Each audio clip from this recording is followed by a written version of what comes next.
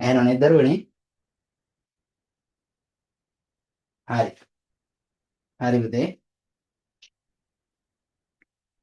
හරි. දැන් එතකොට මෙතන ඉන්නවා අපේ ඔන්ලයින් ස්පීඩ් රිවිෂන් එකට සම්බන්ධ වෙන දරුවෝ පිරිසක් වගේම අපේ ෆිසිකල් ක්ලාස් එකට සම්බන්ධ වෙන ළමයි ටිකක්. මම මේ අද කට්ටියට මෙන්න කියලා කිව්වේ මේ අපි රිවිෂන් එක පටන් ගත්තා. පටන් ගත්තට හැමෝම සම්බන්ධ කරගන්න විදියක් තිබ්බේ නැහැ.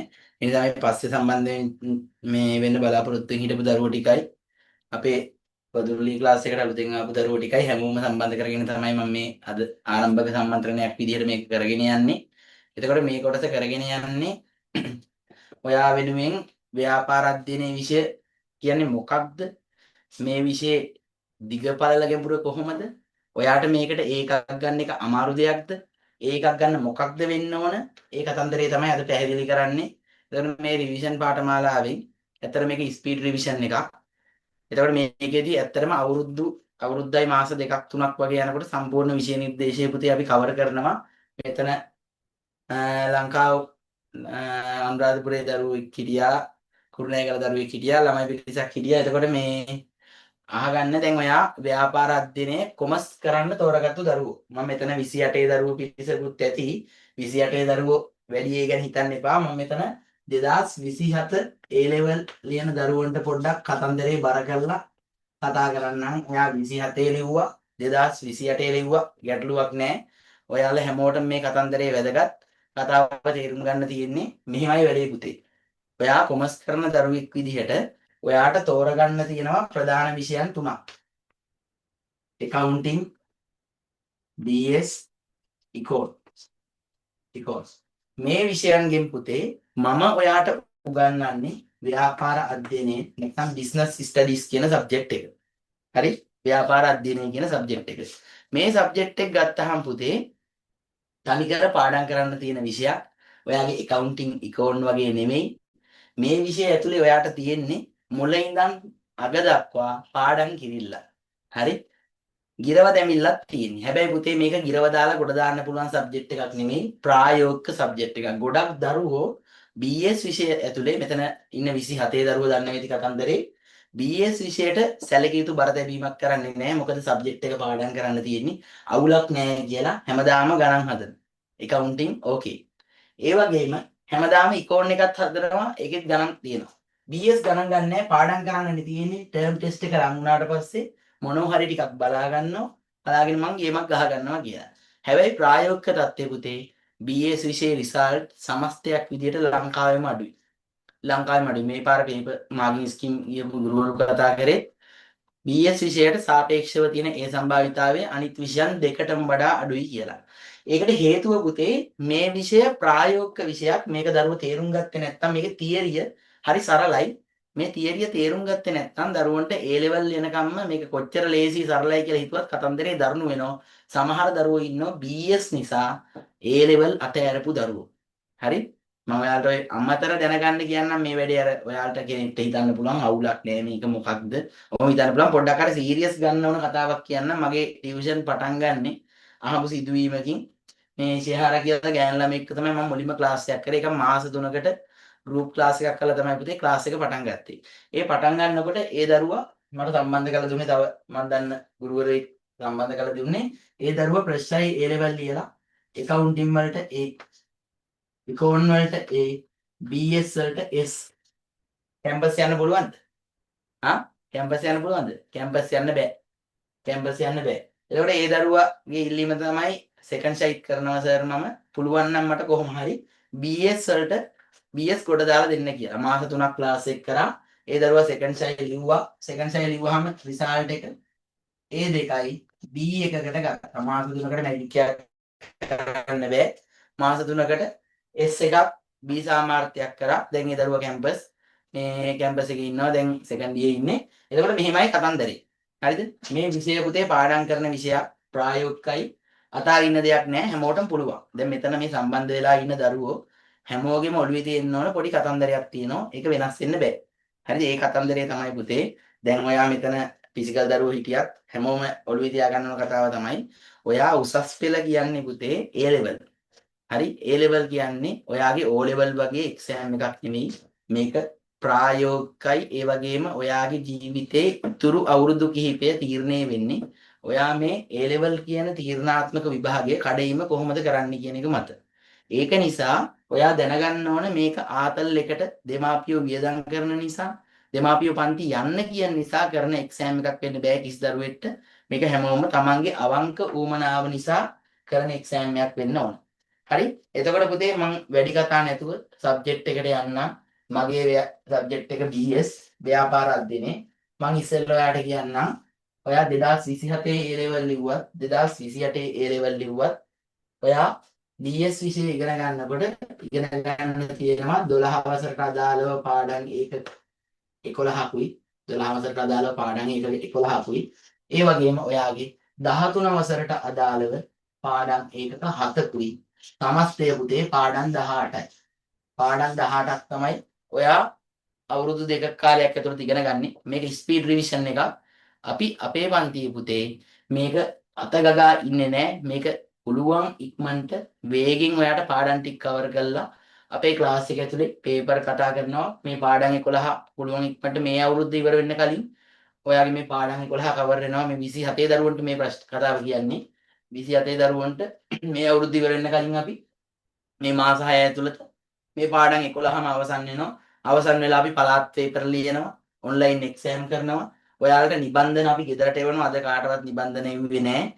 හේතුව අද පළවෙනි දවසේ නිසා ඔයාලගේ සම්බන්ධ වීම තහවුරු කරගන්න ඊපස්සේ ලබන සතිය වෙනකොට හැම දරුවටම ගෙදරට නිබන්ධන ලැබිලා තියෙනවා ලැබෙවි අනිවාර්යෙන් එතකොට ඔයාලට නිබන්ධන වලින් තමයි මේ සියලු පාඩම් ඒක ආවරණය කරන්නේ පේපර් ගෙදරට එවනවා එහෙමයි වැඩේ වෙන්නේ එතකොට ආයි ඔයාලට දැන් අද අපි Zoom එකක් කරා ක්ලාස් එක කරාට ඊළඟ දවසේ වෙනකොට ඔයාලට අපේ වෙබ් අඩවියක් තියෙනවා වෙබ් අඩවියට ඔයාලට රෙකෝඩින් දානවා ඊට අදාළ නිබන්ධන අප්ලෝඩ් කරනවා එතකොට ඔයාලට PDF එක ගන්නත් පුළුවන් නිබන්ධන වල ඔයාට එක්සෑම් එක වෙනකම් අන්ලිමිටඩ් රෙකෝඩින් බලන්න පුළුවන් මේ පාඩම් ඔයාට ගැටලුවක් තියෙන කොතනද ගැටලුකාරී ඕනෑම තත්ත්වයක් ඔයාට විසඳ ගන්න පුළුවන් ඒ රෙකෝඩින් පහසුකමත් එක්ක ඒත් එක්කම පුතේ ඔයාට ඔයාගේ ප්‍රවණතාවය ප්‍රගතිය දැනගන්න අපි නිතරම හැමදාම සතියට පාරක් ඔයාට අමතර ප්‍රශ්න ප්‍රමාණයක් එවනවා ඒ ප්‍රශ්න ටික ඔයාට කරන්න තියෙන්නේ කෙරුවට පස්සේ අපි ඒක හැම දවසකම පන්තිය පටන් ගන්නෙ ඒ ටික මතක් කරාට පස්සේ එතකොට පුතේ මේ 12 වසරේ පාඩම් වලින් දැන් ඔයාලට පොඩ්ඩක් කියන්න 12 වසර 14 දැන් A level නෙලියන්නේ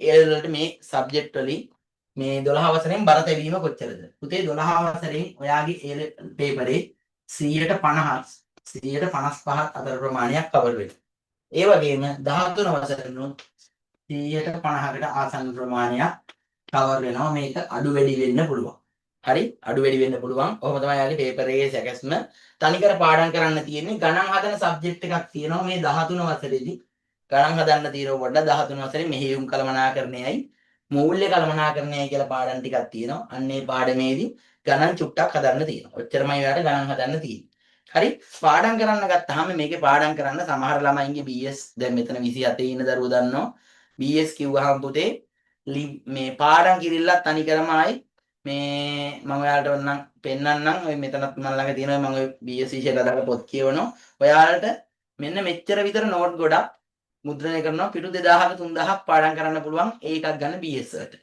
හරි හැබැයි මගේ ක්‍රමය වෙනස් පුතේ මගේ ක්‍රමය ඇතුලේ වෙන්නේ මේක විෂය කියන්නේ මේ වගේ කොටුවක් නම් මේ කොටුව වටේට සමස්ත කොටුව වටේට ඔයාව මම එකපාරක් අයන්නේ නැහැ. ඔයාව මම පළවෙනි වටේ පොඩි රවුමක් අරන් යන්නේ. ටික ටික රවුම ලොකු කරලා මේකේ අතුරු සිදුරු නැතුව ඔයාව මම සමස්ත විෂය නිර්දේශය පුරාම එක්කන් යනවා.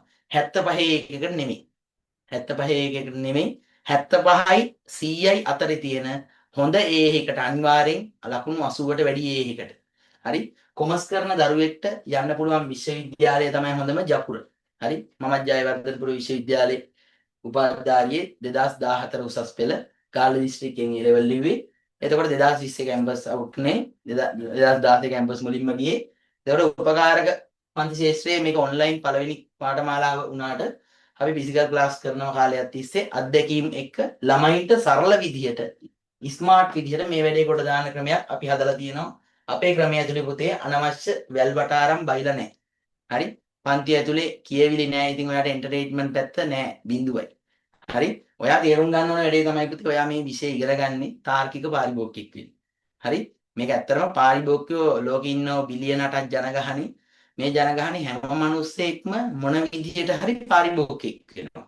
හැම කෙනෙක්ම මොන විදිහට හරි පාරිභෝගිකයෙක්. ඔයා උදේට නැගිට්ටාම බොන තේකේ ඉඳන් රැයට නිදා ගන්නකොට පත්තු කරන මధుර කොයිල් එක වෙනකම්ම පුතේ හැම දෙයක්ම බිස්නස්. මෙතන බිස්නස් නැති කිසි දෙයක් නැහැ. හරි? ඒක නිසා ඔයා තේරුම් ගන්න ඕනේ මේ වගේ ප්‍රායෝගික විෂයක් ඉගෙන ගන්නකොට ඔයා ඒක ඇඟට දැනෙන්න ඉගෙන ගන්න ඕනේ. ඇඟට දැනෙන්න ඉගෙන ගන්න ඔයාට මේකේ තියරිය හරියට ඔළුවට වැටුණොත් ඔයා මොන ප්‍රශ්නයාවත් ගේම ගහනවා. හරි මේව කටපාඩම් කරලා ගිරව දාලා කොට දාන සබ්ජෙක්ට් එකක් නෙමෙයි. අපි මුලින් ඉඳන් වැඩේ ලස්සනට කරනවා. දැන් අද පළවෙනි දවසේ ඉඳන් නිසා මම ඔයාලට දැනගන්න යන්නේ කොහෙද කියලා දැනගෙන යන්න ඉපේ අපායට ගියත්.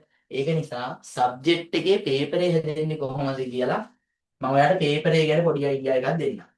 හරි? ඔයා 2027 A level ලියන දරුවෙක් වේවා 2028 A level ලියන දරුවෙක් වේවා ඔයාට පේපරේ හැදෙන්නේ කොහොමද කියලා මම ඔයාට අදහසක් ගන්න කියන්න.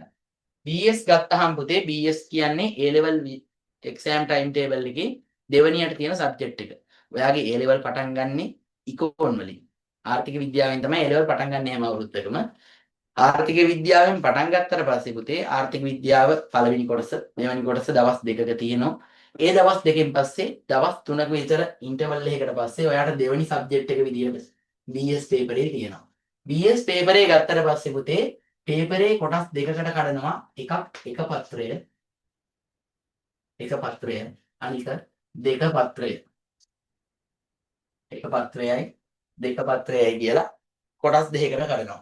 එක පත්‍රය ගත්තට පස්සේ පුතේ මේක තනිකරම මේ පේපර් දෙකේ තියෙන රසවත් කතාව තමයි පත්‍ර දෙක තියෙන්නේ ඔයාගේ O level ලියපු කාලේ වගේ එක දවසක නෙමෙයි දවස් දෙකක තියෙන්නේ. එක පත්‍රයේ තියෙන්නේ එක දවසක දෙක පත්‍රයේ තියෙන්නේ තවත් දවසක. එක පත්‍රය ගත්තාම පුතේ මේක කෙටි පේපරේ කාලය පැය 2යි. ඔයාට මෙන් වෙන කාලය පැය 2යි. හරි? දෙක පත්‍රය ගත්තාම ඔයාට මේකේ මෙන් වෙන කාලය පුතේ පැය 3යි විනාඩි 10යි. මොකද්ද මේ විනාඩි 10 කතාව? විනාඩි 10 පුතේ පේපරේ කියවන්න. විනාඩි 10 පේපරේ කියවන්න. හරි? විනාඩි 10 පේපරේ කියවන්න. ඔන්න දැන් මම මුලින් එක පත්‍රය ගැන කියන්නම්. එක පත්‍රය ගත්තහම පුතේ එක පත්‍රයේ ප්‍රශ්න 50ක් තියෙනවා. මුල් ප්‍රශ්න 50යි. ප්‍රශ්න 50න් 1 සිට 30 වෙනි ප්‍රශ්නය දක්වා ඔයාට එන්නේ පුතේ MCQ. MCQ ගුවාම ඔයාට මතක් වෙනවා O level කාලේ MCQ නම් මොනවද? ඉරි ගහන්නනේ තියෙන්නේ. අවුලක් නැහැ කියලා. හරි? මෙතන තියෙන විශේෂත්වය තමයි පුතේ මේ MCQ එකේ ඔයා O level කාලේ උත්තර 4කින් එකක් තේරුවට A level ලියන දරුවෙක් විදියට ඔයා තෝරන්න තියෙන උත්තර 5න් එකක්. උත්තර 5න් එකක් තමයි ඔයාට කණාවක් ගෙවුවත් හරියන සම්භාවිතාවය 5න් එකයි. ඔන්න ප්‍රශ්න 30ක් හරි. හරි? ඒ ප්‍රශ්න 30න් පස්සේ පුතේ ඔයාට 31 වෙනි ප්‍රශ්නේ ඉඳන් 40 වෙනි ප්‍රශ්නේ ඉඳන් ඔක්කොම ප්‍රශ්න 50යිනේ. 50න් 31 වෙනි ප්‍රශ්නේ ඉඳන් 40 වෙනි ප්‍රශ්නේ වෙනකම් පුතේ ඔයාට නැවතත් තියෙනවා ප්‍රශ්න 10ක්. ඒ ප්‍රශ්න 10 විශේෂත්වය පුතේ හැම ප්‍රශ්නයකටම දැන් ඔන්න උදාහරණයක් විදිහට මම ඔයාලට ගන්නවා මේ ප්‍රශ්න සෙට් එකෙන් 31 වෙනි ප්‍රශ්නේ. 31 ගත්තොත් පුතේ හැම ප්‍රශ්නයකටම අයන්නක් තියෙනවා ආයන්නක් තියෙනවා. හැම ප්‍රශ්නයකටම අයන්නක් තියෙනවා ආයන්නක් තියෙනවා. මේ අයන්නේ මොකක් හරි විස්තරයක් කියනවා අපි විෂය නිර්දේශය ඇතුළේ ඉගෙන ගන්න මොකක් හරි නිර්වචනයක් කියනවා. ඒ නිර්වචනේ කියලා පුතේ නිර්වචනේ මැද්දෙන් ඔයාට හිස්තැන් දෙකක් තියෙනවා හැම එකම. හැම ප්‍රශ්නයකම හිස්තැන් දෙකක් තියෙනවා. හිස්තැන් මතක් වුණ ගමන් හිස්තැන් නම් මොනවද? වරහණක් තියෙනවනේ පහළ වරහණෙන් බලන්නේ ලියන්න තියෙන්නේ. ඒ O level කාලේ පුතේ A level වල වරහන් නැත. ඔයා පාඩම් කරලා තිබ්බොත් හිස්තැන ලියද හැකි. නැත්නම් හිස්තැන ලියන්න විදිහක් නැහැ. හරි? හිස්තැන ලියන්න විදිහක් නැහැ. ඔහොම තමයි 31 ඉඳන් 40 දක්වාම එක ප්‍රශ්නයක හිස්තැන් 2යි අයන්න හිස්තැන් 2යි ආයන්න හිස්තැන් 2යි 4යි හිස්තැන් 40ක් තියෙනවා 31 ඉඳන් 40ට.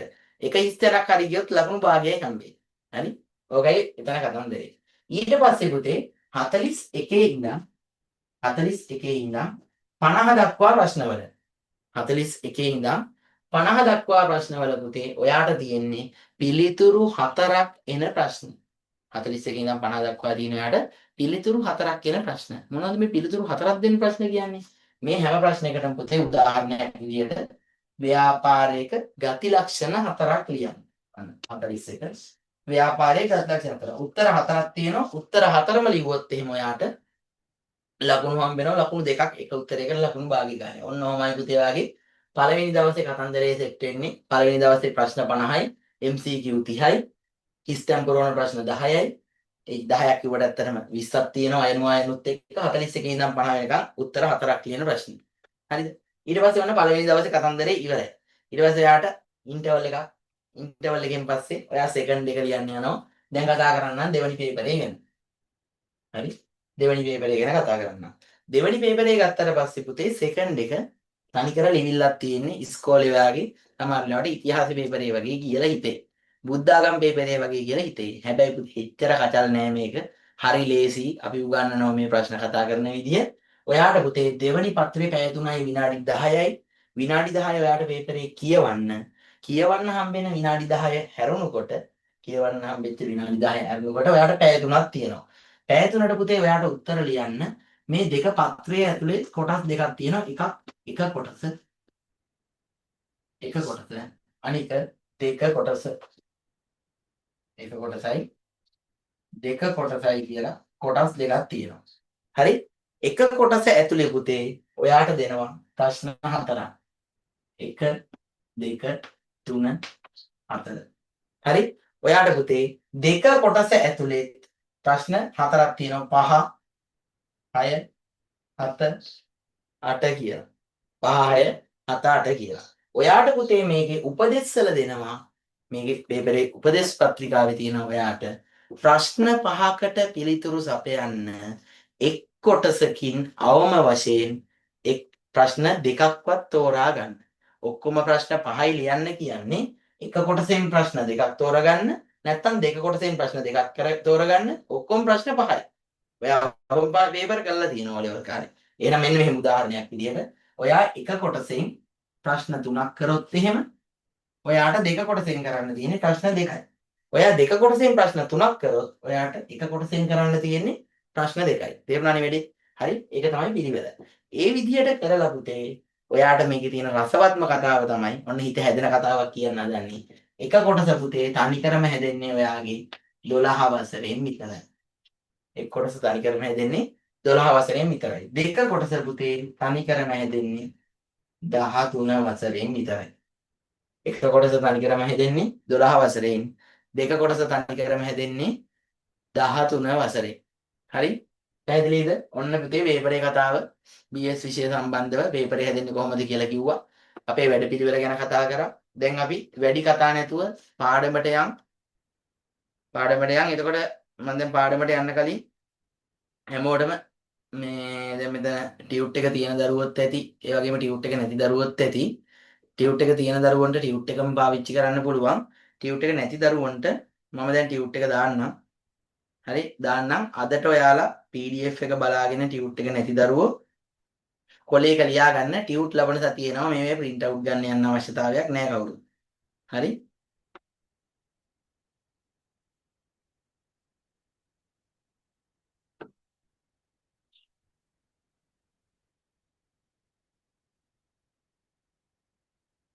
හරි පුතේ. ඔන්න නිබන්ධනය දාලා තියෙන්නේ. කට්ටියම ටියුට් එක බලන්න. මුලින්ම අපි දැනගමු මේ සබ්ජෙක්ට් එක මොකක්ද කියලා. ව්‍යාපාර අධ්‍යයනය කියන විෂය මොකක්ද කියලා මුලින්ම දැනගනිමු. ව්‍යාපාර අධ්‍යයනය කියන්නේ මොකක්ද කියන ප්‍රශ්නේ කවදාවත් ඔයාගෙන් අහන ප්‍රශ්නයක් නෙමෙයි විභාගෙට. ඒත් අර අපි පටන් ගන්නකොට මේ සබ්ජෙක්ට් එක මොකක්ද කියලා දැනගෙන යන්න. හරි? සබ්ජෙක්ට් එක මොකක්ද කියලා දැනගෙන යන්න. ව්‍යාපාර අධ්‍යයනය. පුතේ අපි මිනිස්සු විදියට ජීවත් වෙනකොට අපි හැමෝම පාරිභෝගිකයෝනේ. මේ ලෝකේ ඉන්න අපි හැමෝම පාරිභෝගිකයෝ. ඔයත් යම් කිසි දේවල් මිලදී ගන්නවා, මමත් දේවල් මිලදී ගන්නවා. දෙයක් මිලදී නොගන්න මිනිස්සෙක් නැහැ. මේ ලෝකේ දුවන්නේ පුතේ බිස්නස් මත. අපි දැන් ඇත්තටම මේ බිස්නස් ගැන ඉගෙන ගන්න හදන්නේ පුතේ. ඔයා අද ඉගෙන ගන්නව වැදගත් කතාවක්. මේ බිස්නස් වලින් පුතේ මිනිස්සුන්ගේ දේවල් දෙකක් තෘප්තිමත් කරනවා. හරිද? බිස්නස් වලින් මිනිස්සුන්ගේ දේවල් දෙකක් තෘප්තිමත් කරනවා. එකක් පුතේ අවශ්‍යතා. අනික පුතේ උවමනා. ව්‍යාපාර වලින් මිනිස්සුන්ගේ දේවල් දෙකක් තෘප්තිමත් කරනවා. එකක් අවශ්‍යතා, අනික උවමනා. හරි? අවශ්‍යතා කියන්නේ පුතේ අපි පුද්ගලයෙක් විදියට ජීවත් වෙනකොට අනිවාර්යයෙන්ම සපුරාගත යුතු කායික හා මානසික තත්ත්වයන්ට අපි කියනවා අවශ්‍යතා. මොකද අවශ්‍යතා කියන්නේ ජීවත් වීම සඳහා මිනිසා විසින් අනිවාර්යයෙන්ම සපුරා ගත යුතු කායික හා මානසික තත්ත්වයන්ට අපි කියනවා අවශ්‍යතා කියලා. පැහැදිලිද? මොකද අවශ්‍යතා කියන්නේ? ජීවත් වීම සඳහා මිනිසා විසින් අනිවාර්යයෙන්ම සපුරා ගත යුතු දේවල් වලට අපි කියනවා අවශ්‍යතා. මොනවද අපිට අවශ්‍යතා තියෙන්නේ? ආහාර කියන්නේ අවශ්‍යතාවයක්. ඇඳුම් අවශ්‍යතාවයක්. නිවාස අවශ්‍යතාවයක්. සෞඛ්‍ය අවශ්‍යතාවයක්. ඔය විදිහට පුතේ අවශ්‍යතා ටිකක් තියෙනවා. උවමනා කියන්නේ මේ මිනිස්සුන්ගේ අවශ්‍යතා සපුරා ගන්නා විවිධ ආකාර. මොනවද උවමනා කියන්නේ? මිනිස් අවශ්‍යතා සපුරා ගන්නා විවිධ ආකාර. ආහාර කියන්නේ අවශ්‍යතාවයක්. ඒක සපුරා ගන්න කෙනෙක්ට දැන් මෙතන ඉන්න දරුවෙක්ට හිතෙනවා ඉතින් අම්මා අද මොනව හදනවද දන්නේ නැහැ. අදත් පරිප්පුයි බතුයිද? මාළු ගෙනාවත් දන්නේ නැහැ. මස් ගෙනාවද දන්නේ නැහැ. කොත්තුවක් කන්න තිබ්බනම්, පිට්ටුවක් කන්න තිබ්බනම්, රයිස් එකක් කන්න තිබ්බනම්. ආයෙනම් පුතේ මිනිස් අවශ්‍යතා සපුරා ගන්න විවිධ ආකාරවලට අපි කියනවා උවමනා කියලා. උවමනා කියන්නේ මිනිස් අවශ්‍යතා සපුරා ගන්නා විවිධ ආකාර. උවමනා යනු මිනිස් අවශ්‍යතා සපුරා ගන්නා විවිධ ආකාර. ඔන්න දැන් ඔයා වචන දෙකක් දන්නවා. අපි තාම මුල ඉන්නේ මේ නිර්වචනයක් ගැට ගහ ගන්න යන්නේ. හරි? ඔන්න මිනිස් අවශ්‍යතා හා උවමනා. අවශ්‍යතා කියන්නේ මොනවද? ජීවත් වෙන්න මිනිස්සුන්ට අනිවාර්යෙන්ම ඕන දේවල් අවශ්‍යතා. ඒ අවශ්‍යතා සපුරා ගන්න විවිධ ආකාරවලට අපි කියනවා උවමනා කියලා. හරි? උවමනා කියලා. එතකොට ඔන්න දැන් අපි කතා කරනවා ව්‍යාපාර අධ්‍යයනය කියන්නේ මොකක්ද කියලා. මිනිස් අවශ්‍යතා හා උවමනා මොකක්ද වෙන්න ඕන පුතේ? ඔයා කඩේට ගියාම මූණ මෙහෙමද වෙන්න ඕන? නැත්නම් කඩේට ගියාම මූණ මෙහෙමද වෙන්න ඕන? මොකක්ද ඔයාගේ තේරීම? Aද Bද? මූණ කොහොමද වෙන්න ඕන? ඔයා මෙයාව තමයි තෝරන්නේ. මෙහෙම වුණොත් එහෙම ඔයාගේ මූණ අර කජු දෙල්ල වගේ වෙනවා. වැඩේ සෙට් වෙන්නේ නැහැ. එහෙනම් පුතේ මේක බෑ. එහෙනම් ව්‍යාපාර වලින් වෙන්න ඕන මොකද්ද? මිනිසුන්ගේ අවශ්‍යතා හා උවමනා තෘප්තිමත් කරන. මිනිස් අවශ්‍යතා හා උවමනා තෘප්තිමත් කරන ඕනෑම ආර්ථික කටයුත්තක්. ආර්ථික කටයුත්තක් කියන්නේ පුතේ ඔයා කඩේට ගියාම මුදලාලි හැම භාණ්ඩයකට සේවාවකටම මිලක් ලකුණු කරලා තියෙන්නේ. මිලක් නියම කරලා තියෙන්නේ. ඇයි ආයේ මේකට මිලක් කියන්නේ? ඔයාට දේවල් අසීමිතව තියෙනවා නම් මිලක් කියන්නේ නෑනේ. ඕන තරම් තියෙනවා ඔයි අරන් යන්න.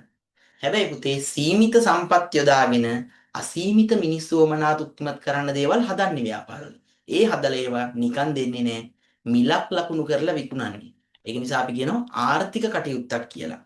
ආර්ථික කටයුත්තක් කියන්නේ මිනිස්සුන්ගේ වමනා අසීමිතයි. ඒව සපුරා ගන්න තියෙන සම්පත් සීමිතයි. ඒ අසීමිත මිනිස්සු වමනා සීමිත සම්පත් ටිකක් යොදාගෙන තෘප්තිමත් කරන්න යන්නේ. ඒක නිසා අපි කියනවා මේවට ආර්ථික කටයුත්තක් කියලා. විභාගයට කවදාවත් ව්‍යාපාර අධ්‍යයනය නිර්වචනය කරන්න කියලා අහන්නේ මේ ලෙවල් වල යන්නේ කොහෙද කියලා දැනගන්න ඕන නිසා ඔන්න නිර්වචනයක් කියනවා මිනිස් අවශ්‍යතා හා උවමනා තෘප්තිමත් කරන ඕනෑම ආර්ථික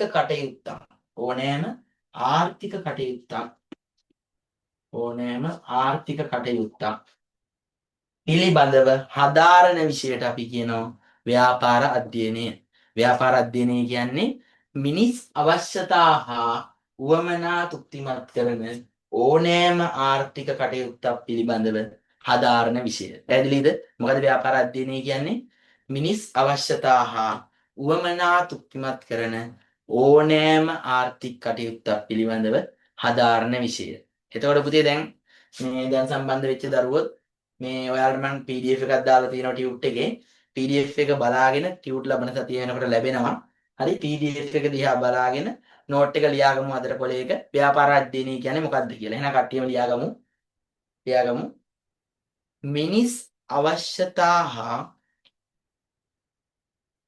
මිනිස් අවශ්‍යතා හා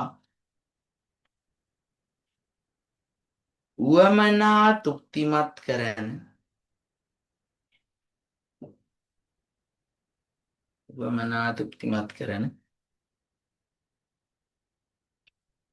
ඕනෑම ආර්ථික කටයුත්තක් පිළිබඳව මිනිස් අවශ්‍යතා හා උවමනා තෘප්තිමත් කරන ඕනෑම ආර්ථික කටයුත්තක් පිළිබඳව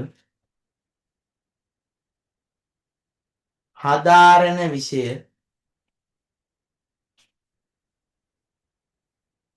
හදාරන විෂය ව්‍යාපාර අධ්‍යයනය.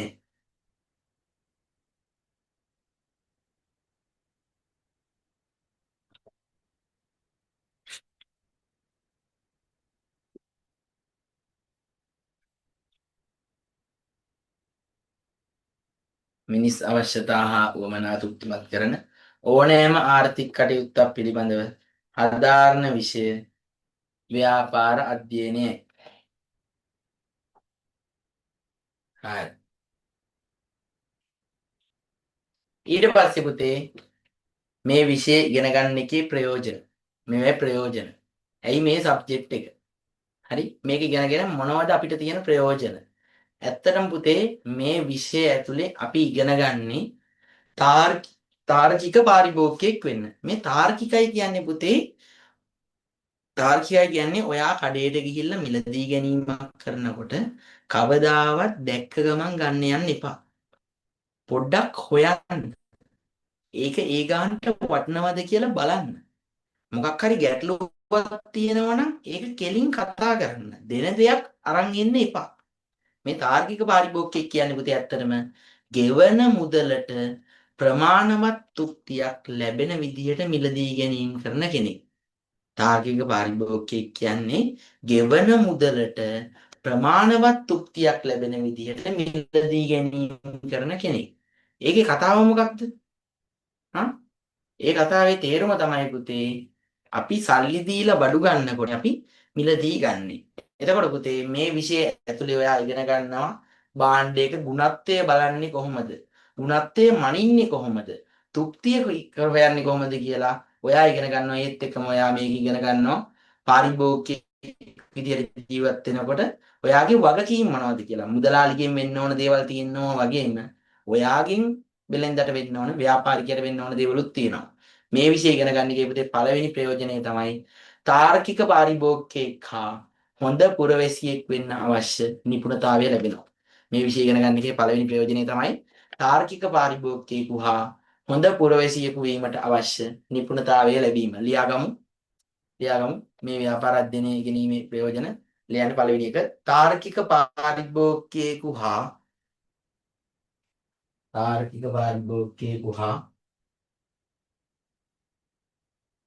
හොඳ පුරවැසියෙකු ලෙස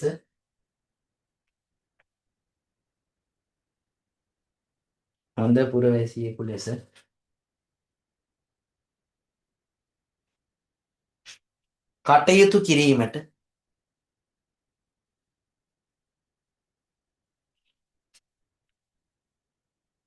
අවශ්‍ය නිපුණතාව ලැබීම නැත්නම් හැකියාව ලැබීම.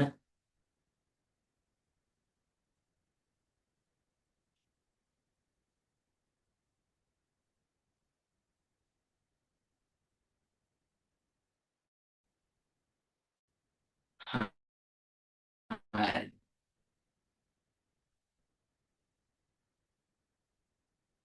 ඊළඟට පුතේ ඔයා ආයි මේ කියලා කවදා හරි දවසක බැංගරුවොත් ඇති.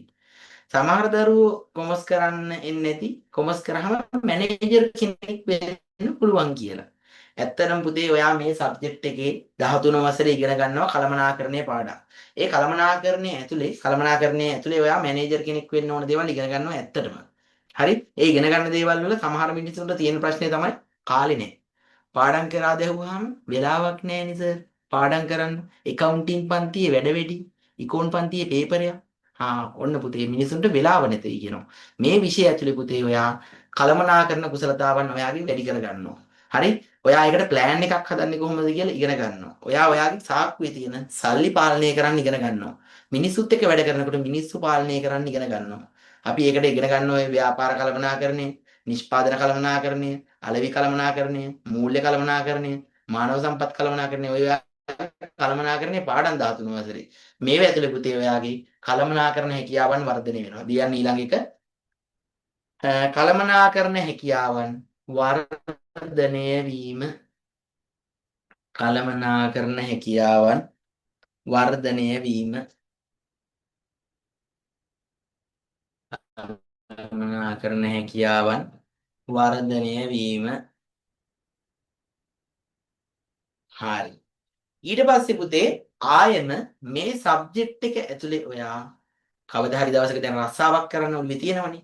රස්සාවක් කරනකොට ඔයා වැඩ කරන්න ඕන වෙලාව කොච්චරද? ඇත්තටම ඔයා රස්සාවක් කරන කාලෙක කොච්චර වෙලාව ඔයා දවසට වැඩ කරන්න ඕනද? අපේ රටේ කම්කරු නීතිත් එක්ක. දවසට පුතේ මිනිස්සෙක් වැඩ කරන්න ඕන පැය 8යි. පැය 8යි. පැය 8ට වඩා වැඩ කරන්න වෙන තැන නැද්ද? අපෝ වැඩ කරන්න වෙන්න පුළුවන්. වැඩ කරන්න උනොත් මොකද කරන්න ඕන? කම්පැනියේ බොස් දැනගන්න ඕන ඔයාට OT ගෙවන්න. අතිකාල ගෙවන්න. හරි? ඔයා කාලයක් තිස්සේ කම්පැනි එක වැඩ කරන් යනවා. බොස් කියන ඔයාට හෙට ඉඳන් උඹ එන්න එපා වැට්ට. අපි වෙන කෙනෙක්ව ගන්නවා. එහෙම ඔයා වස් කරන්න පුළුවන්ද? බෑ පුතේ. බොස් ඔයා වස් කරනවා නම් ඔයාට මාසෙකට කලින්වත් කියන්න ඕන සාධාරණ හේතුවක් නැත්නම්. හරි? එහෙනම් පුතේ මෙන්න මේ වගේ ඔයා මේ විෂය ඇතුලේ පුතේ රැකියාවක් කරන්න අවශ්‍ය නිපුණතාවය ලබනවා. ලියන්න. රැකියාවක් කිරීමට අවශ්‍ය නිපුණතාවය ලැබීම. රැකියාවක් කිරීමට අවශ්‍ය නිපුණතාවය ලැබීම.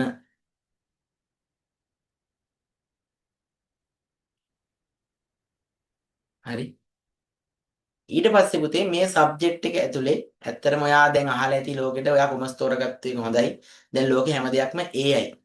Artificial intelligence. හරි? හැම දෙයක්ම පුතේ AI එක්ක ඉස්සරහට මිනිස්සුන්ට කරන්න දෙයක් ඉතුරු වෙන එකක් නැහැ. හැම දෙයක්ම තාක්ෂණෙත් එක්කනේ යන්නේ. ඒ යනකොට පුතේ ඇත්තටම මේ ඉස්සරහට ලෝකෙට නායකත්වයේ දෙන්නේ දොස්තර කෙනෙක්වත් ඉංජිනේරුවෙක්වත් නෙමෙයි ව්‍යාපාරිකයෝ. ව්‍යාපාරිකයෝ අතරිනුත් පුතේ ව්‍යාපාරිකයයි ව්‍යවසායකයයි කියන්නේ දෙන්නේ. අපි අපේ පස්වෙනි පාඩමේ ඉගෙන ගන්නවා ව්‍යවසායකත්වය. ඇත්තට පුතේ ව්‍යවසායකත්වය කියන්නේ රාමුවකට කොටු වෙන්නේ නැතුව අලුත් දෙයක් හිතන එක.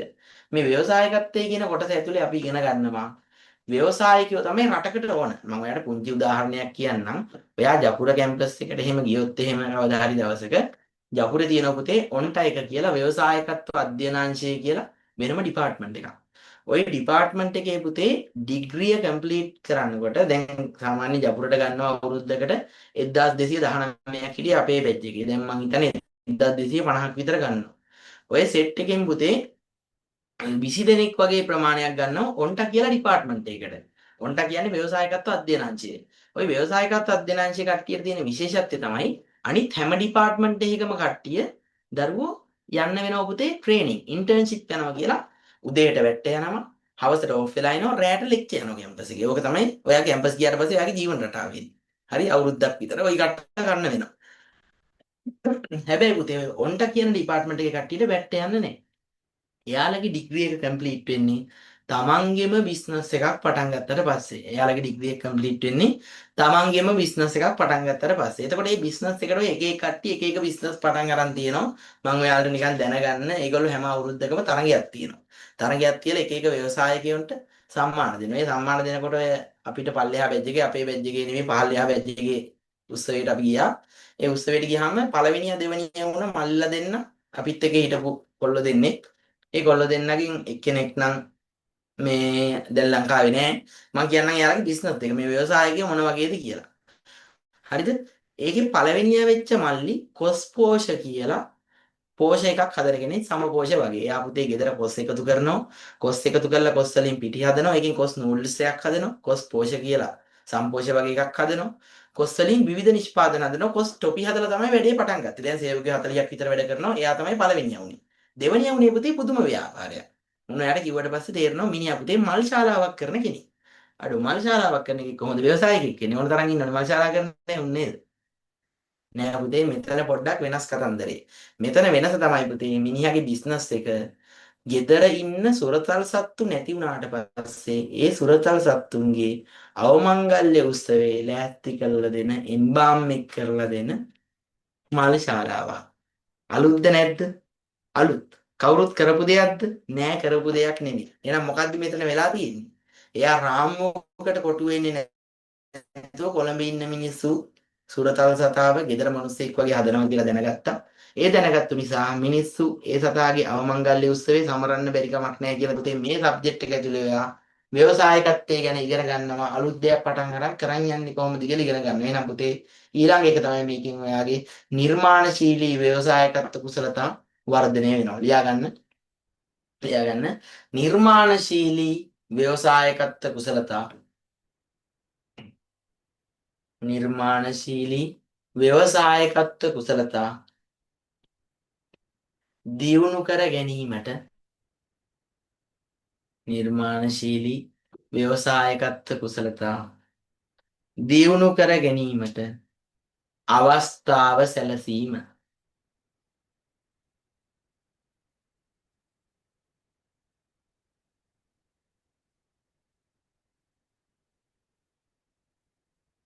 නිර්මාණශීලී ව්‍යවසායකත්ව කුසලතා දියුණු කර ගැනීමට අවස්ථාව සැලසීම.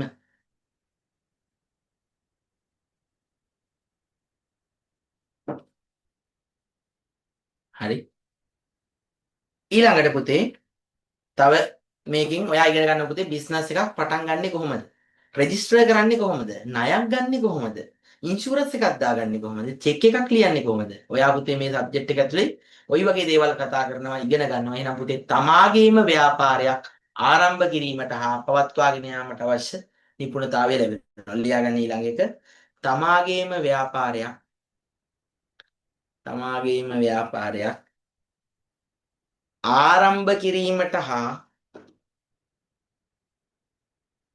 ආරම්භ කිරීමට හා පවත්වාගෙන යාමට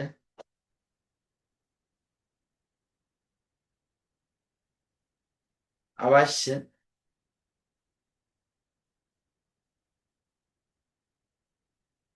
දැනුම ලැබීම.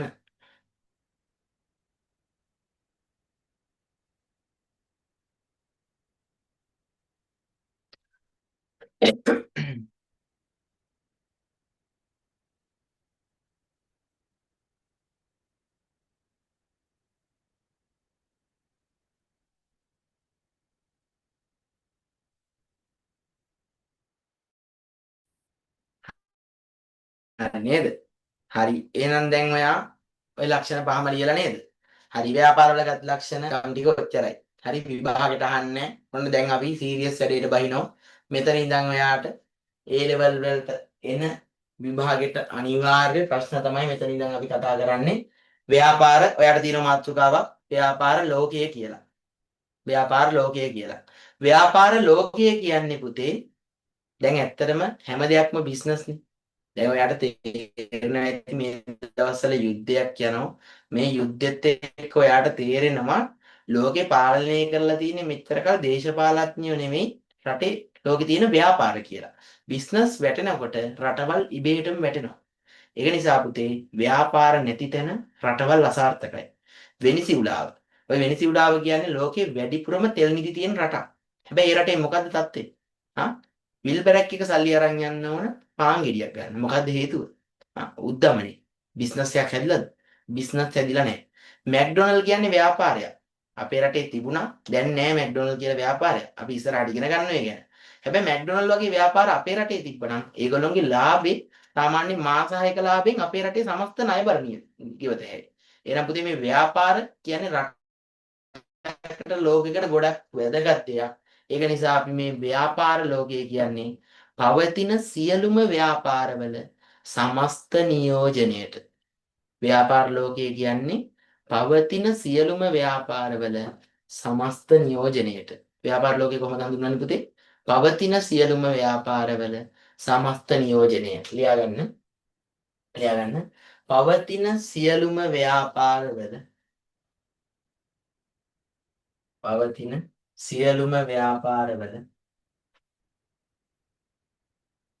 සමස්ත නියෝජනය. පවතින සියලුම ව්‍යාපාරවල සමස්ත නියෝජනය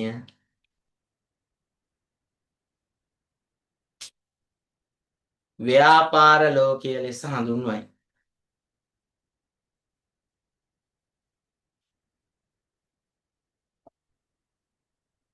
පවතින සියලුම ව්‍යාපාරවල සමස්ත නියෝජනය ව්‍යාපාර ලෝකය ලෙස හඳුන්වයි.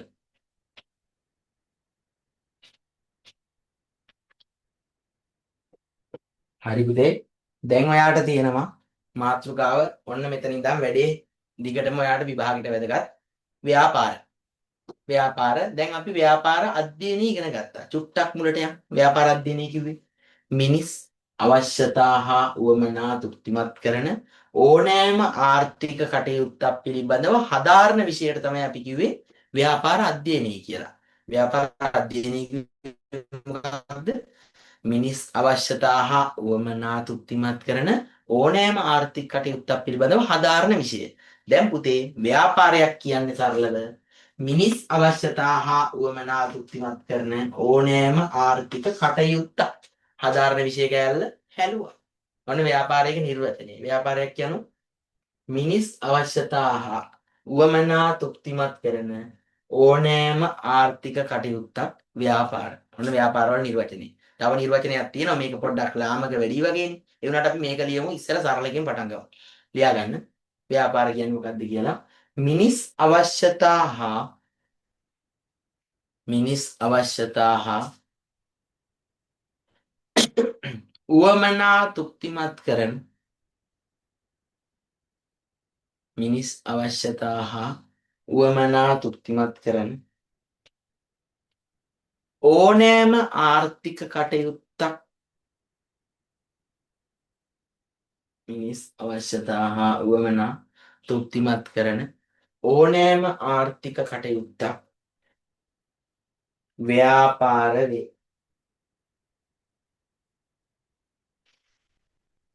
මිනිස් අවශ්‍යතා හා උවමනා තෘප්තිමත් කරන ඕනෑම ආර්ථික කටයුත්තක් ව්‍යාපාර වේ.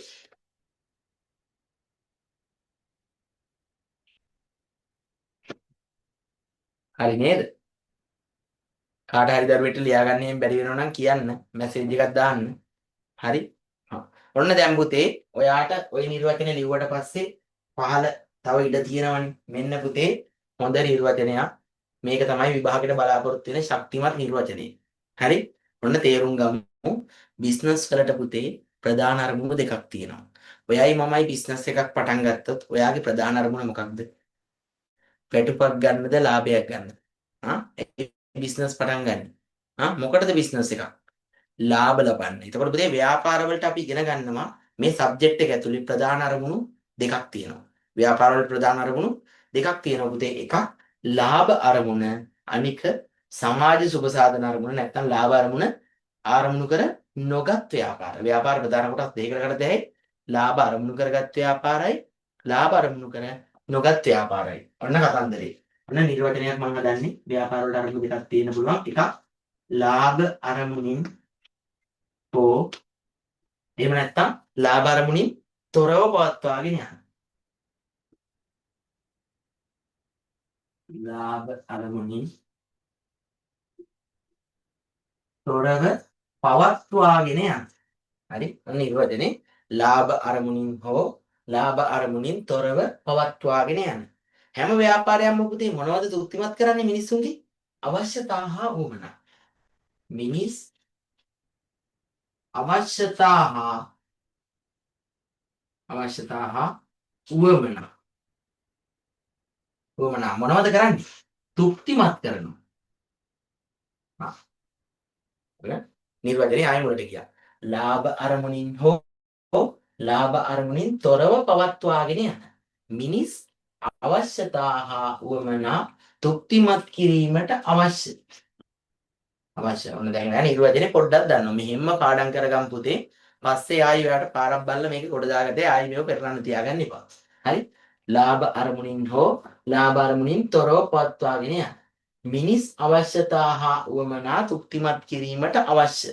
ඔයා පුතේ අවශ්‍යතාව උවමනා තෘප්තිමත් කරගන්න කඩෙන් මොනවද ගන්නෙ? එක්ක භාණ්ඩ ගන්නවා. එහෙම නැත්නම් සේවා ගන්නවා. අවශ්‍ය භාණ්ඩ හා සේවා. අවශ්‍ය භාණ්ඩ හා සේවා. ඔන්න දැන් ආයෙ මුලට ගියාම ලාභ අරමුණින් හෝ ලාභ අරමුණින් තොරව පවත්වාගෙන යන. මිනිස් අවශ්‍යතා හා උවමනා තෘප්තිමත් කිරීමට අවශ්‍ය. මොනවද? භාණ්ඩ හා සේවා. සමහරු මොනවද කරන්නේ? සමහරු පුතේ නිෂ්පාදනය කරනවා. හරියට රෙදි මහනවා කියලා හිතන්නකෝ. සමහරු නිෂ්පාදනය කරනවා. හැමෝම නිෂ්පාදනය කරනවද? නෑ පුතේ. සමහරු ඒජන්සියක් අරගෙන කඩෙන් කඩේට දානවා. ගෙයින් ගෙට දානවා. බෙදා හැරීම. සමහරු නිෂ්පාදනය කරනවා. සමහරු බෙදා හැරීම කරනවා. තවත් සමහර පුතේ පොඩියට කඩයක් කරගෙන විකුණනවා. අලෙවිය. අලෙවිය. ඉවරයි වැඩේ. ඔන්න ආයි මුලට ගියා. ලාභ අරමුණින් හෝ ලාභ අරමුණින් තොරව පවත්වාගෙන යන. මොකටද පුතේ? මිනිස් අවශ්‍යතා හා උවමනා තෘප්තිමත් කිරීමට අවශ්‍ය. මොනවද? භාණ්ඩ හා සේවා නිෂ්පාදනය, බෙදා හැරීම, අලෙවිය අනුබද්ධ අලෙවිය අනුබද්ධ සියලුම කටයුතු වලට අපි කියනවා ව්‍යාපාර කියලා. අනුබද්ධ සියලුම කටයුතු. සියලුම කටයුතු. ඔන්න ව්‍යාපාරවල නිර්වචනය. මේක තමයි ඔයාගේ විභාගෙට අහන්න නිර්වචනය. කියමු බලන්න පුතේ පාරක්. ලාභ අරමුණි. ඔයා දැන් මේ අපි ඔන්ලයින් ක්ලාස් එකකට පුතේ සම්බන්ධ වෙන්නේ. දැන් ඔයාට මේ ඔන්ලයින් ක්ලාස් එකක තියෙන වාසි තමයි ෆිසිකල් ක්ලාස් එකට සම්බන්ධ වෙන දරුවෝ ඇරුණුකොට ඔන්ලයින් ක්ලාස් එක ඔයාගේ කාලය ඉතුරු වෙනවා. හරි? වෙලාව ඉතුරු වෙනවා. දෙමාපියන්ගේ මුදල් ඉතුරු වෙනවා. පාඩම් කරන්න වෙලාවක් නැtei කියන ගැටලුව නැති වෙනවා. ආයි ඉන්න යාළුවොත් එක්ක ඔයාගේ මයින්ඩ් සෙට් එක එක විදිහකට තියාගන්න බැරි නම් ඒ ගැටලුව විසඳෙනවා. දැන් ඔයා මෙතන ගෙදර තනියෙන් ඉඳන් මේකට කියලා ඉట్లా මේව මේ වෙලාවෙම කොට දාගන්න. හරි? ලාභ අරමුණින් හෝ ලාභ අරමුණින් තොරව පවත්වා ත්‍රිමත් කිරීමට අවශ්‍ය මොනවද? භාණ්ඩ හා සේවා සමහරු නිෂ්පාදනය කරනවා. තවත් සමහරු බෙදා හරිනවා. තවත් සමහරු අලෙවි කරනවා. ඒ අනුබද්ධ සියලුම කටයුතු වලට කියනවා අපි ව්‍යාපාර කියලා. ඔන්න එකපාරක් තව නිර්වචන කියලා අපි ලියාගමු.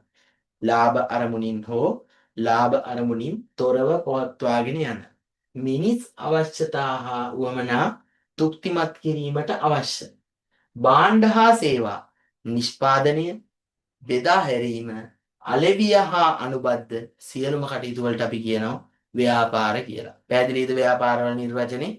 හා එහෙනම් අපි ලියාගමු පුතේ. ලියාගමු ව්‍යාපාර කියන්නේ මොකක්ද කියලා. ලියමු. ලාභ අරමුණින් හෝ ලාභ අරමුණින් හෝ ලාභ අරමුණින් තොරව පවත්වාගෙන යන ලාභ අරමුණින් හෝ ලාභ අරමුණින් තොරව පවත්වාගෙන යන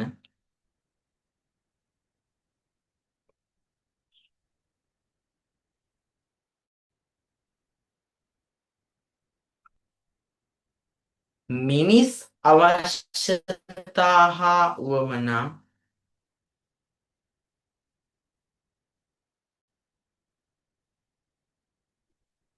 මිනිස් අවශ්‍යතා හා උවමනා තෘප්තිමත් කිරීමට අවශ්‍ය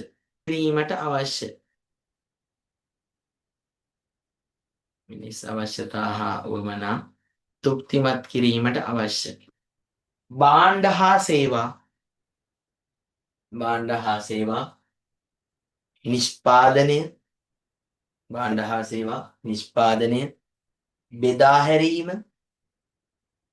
හැරීම අලෙවිය හා අනුබද්ධ සියලුම කටයුතු නිෂ්පාදනය බෙදා හැරීම අලෙවිය හා අනුබද්ධ සියලුම කටයුතු ව්‍යාපාර වේ.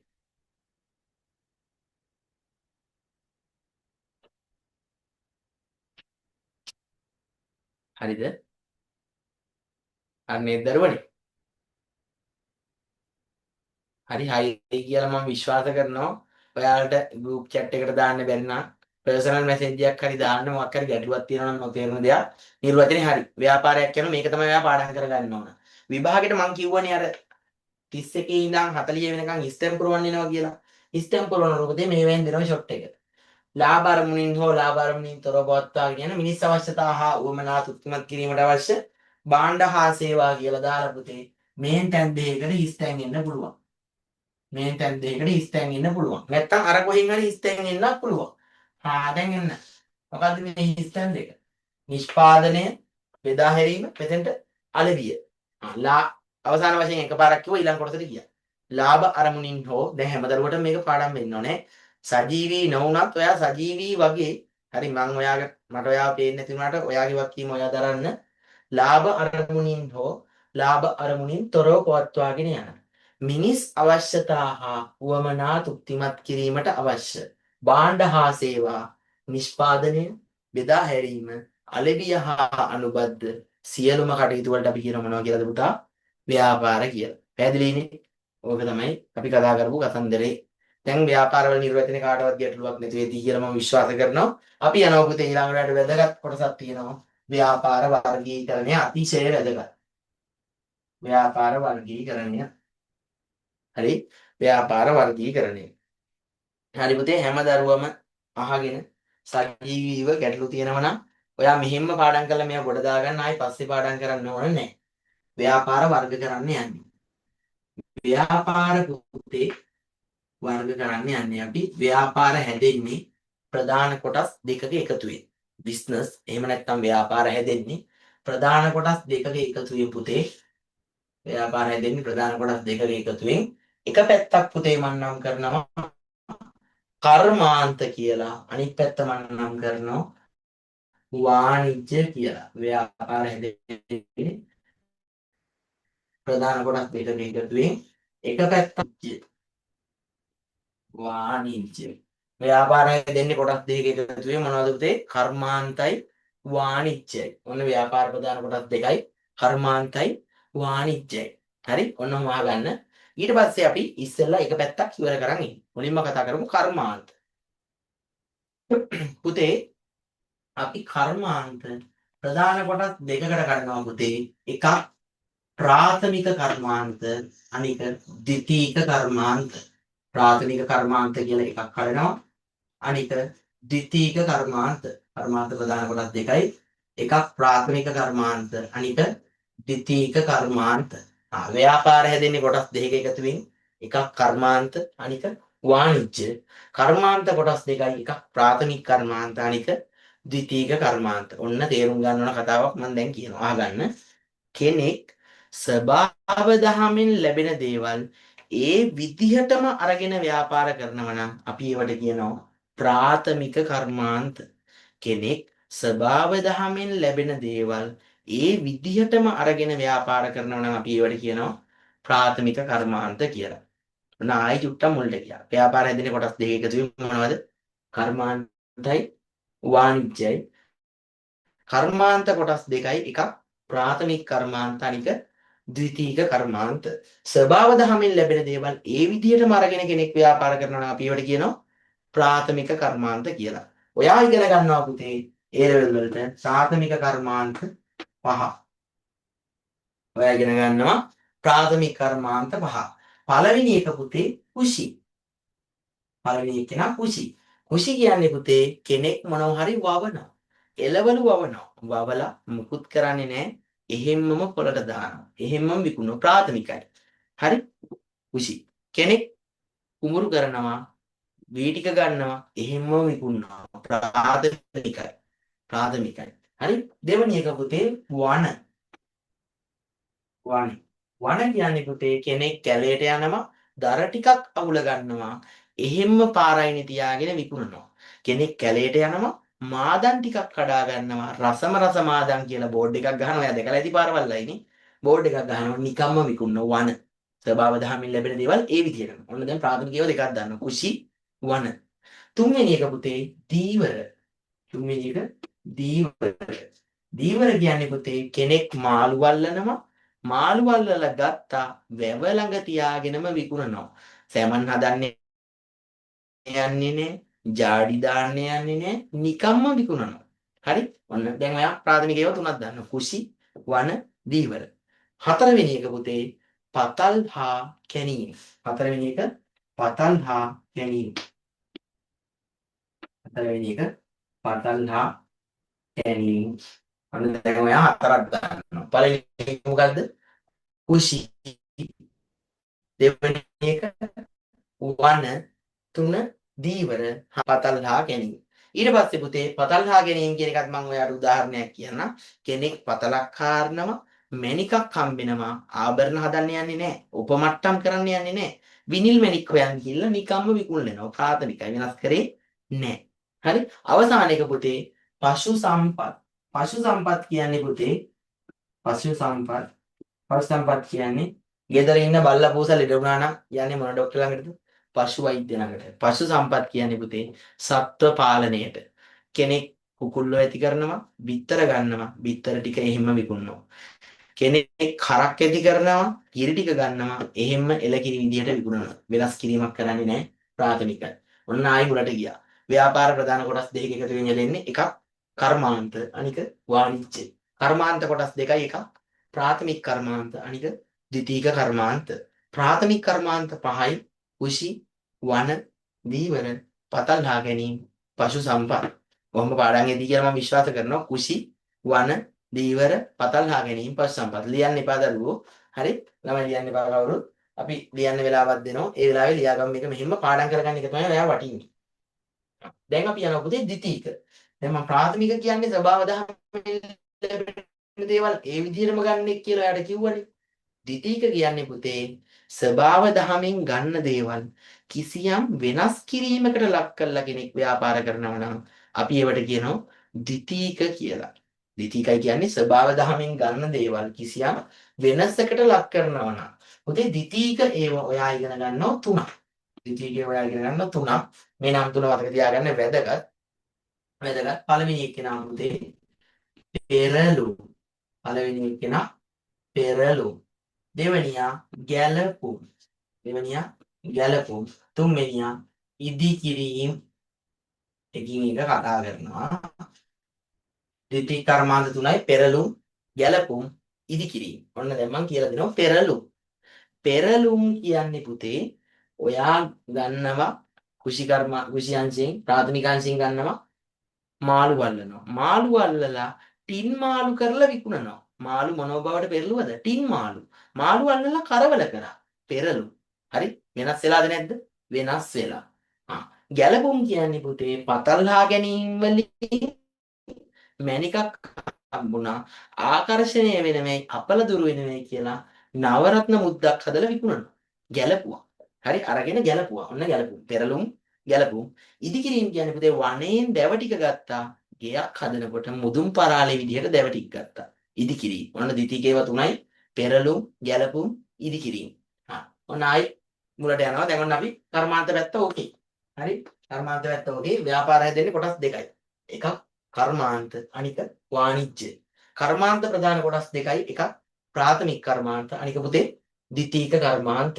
හරි? ප්‍රාථමික කර්මාන්ත කොටස් පහයි කුෂි, වන, දීවර, පතල් හා ගැනීම, පශු සම්පත්. ද්විතීක කර්මාන්ත තුනයි පෙරළුම්, ගැලපුම්, ඉදිකිරීම. පෙරළුම්, ගැලපුම්, ඉදිකිරීම. හරි පුතේ. දැන් අපි යනවා කර්මාන්ත පැත්ත. හරි? වාණිජ්‍ය පැත්තට.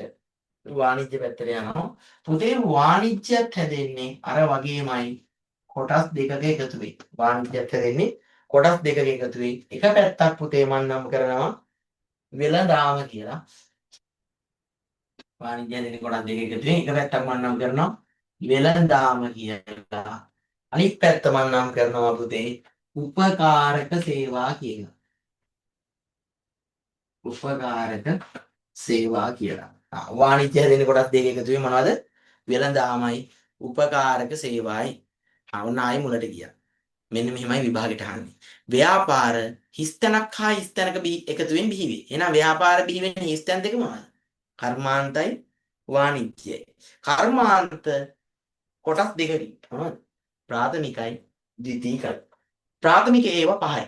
මොනවද? කුෂි, වන, දීවර, පතල් හා ගැනීම, පශු සම්පත්. ද්විතීක තුනයි. පෙරළුම්, ගැලපුම්, ඉදිකිරීම. වාණිජ්‍ය හැදෙන්නේ කොටස් දෙකකින්. වාණිජ්‍ය හිස්තැනක් හා හිස්තැනක එකතු වෙමින් බිහි වේ. මොනවද? වෙළඳාමයි උපකාරක සේවයි. අපි ඉස්සෙල්ලා කතා කරන් යම් වෙළඳාම පැත්ත සුද්ධ කරගෙන ඉමු. හරි? වෙළඳාම පැත්ත සුද්ධ කරගෙන ඉමු. වෙළඳාම පුතේ අපි ප්‍රධාන කොටස් දෙකකට ගන්නවා. මම මේ පල්ලෙහාට අරන් ආව පොඩ්ඩක් ඊට ගැටලුවක් තියෙනවා. වෙළඳාම පුතේ අපි ප්‍රධාන කොටස් දෙකකට කඩනවා. එකක් පුතේ රට ඇතුලේ සිද්ධ වෙන වෙළඳාම. රට ඇතුලේ සිද්ධ වෙන වෙළඳාමට අපි කියනවා දේශීය වෙළඳාම. රට ඇතුලේ වෙන වෙළඳාමට අපි කියනවා දේශීය වෙළඳාම. හරි? අනිත් පුතේ රටක් තවත් එක රටක් එක්ක හරි රටවල් කිහිපයක් එක්ක හරි කරන වෙළඳාම අපි ඒකට කියනවා විදේශීය වෙළඳාම. විදේශීය වෙළඳාම. ඔන්න දැන් වෙළඳාම කොටස් දෙකක් දන්නවා. එකක් දේශීය වෙළඳාම අනික විදේශීය වෙළඳාම. දේශීය වෙළඳාමයි විදේශීය වෙළඳාමයි. දේශීය වෙළඳාම කියන්නේ රට ඇතුලේ වෙන වෙළඳාම පුතේ ආයෙම කොටස් දෙකයි. ආයෙම කොටස් දෙකයි. එකක් පුතේ තොග වෙළඳාම අනික සිල්ලර වෙළඳාම. තොගයි සිල්ලරයි.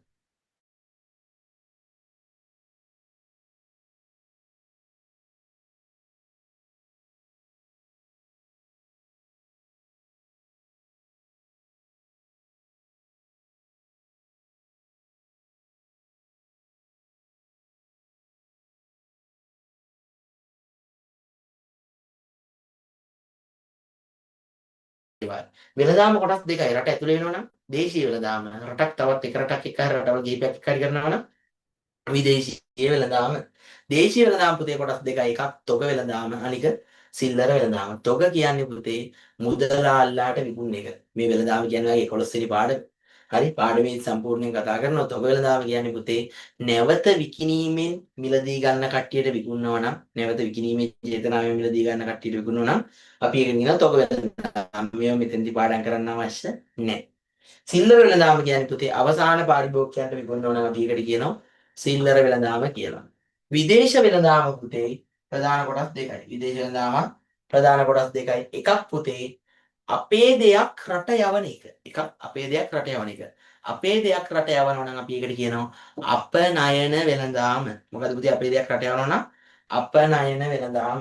අපේ දෙයක් රට යවනවා නම් අපනයන වෙළඳාම.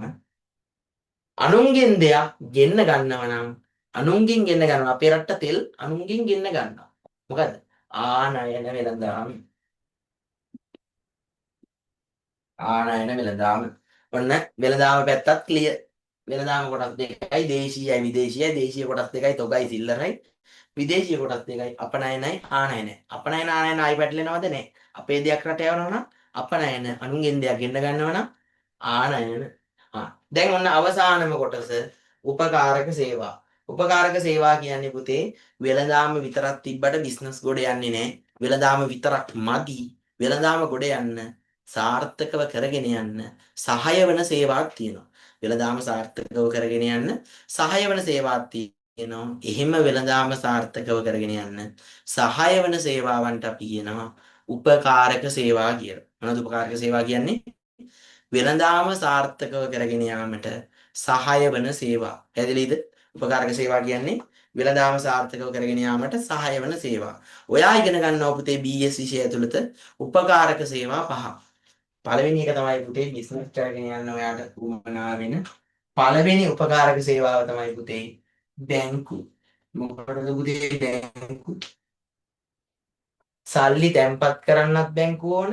සල්ලි අඩුපාඩුවක් තියෙනවා නම් ණය ගන්නත් බැංකුව ඕන. එහෙනම් බැංකුව ඕන. දෙවෙනි එක පුතේ රක්ෂණය.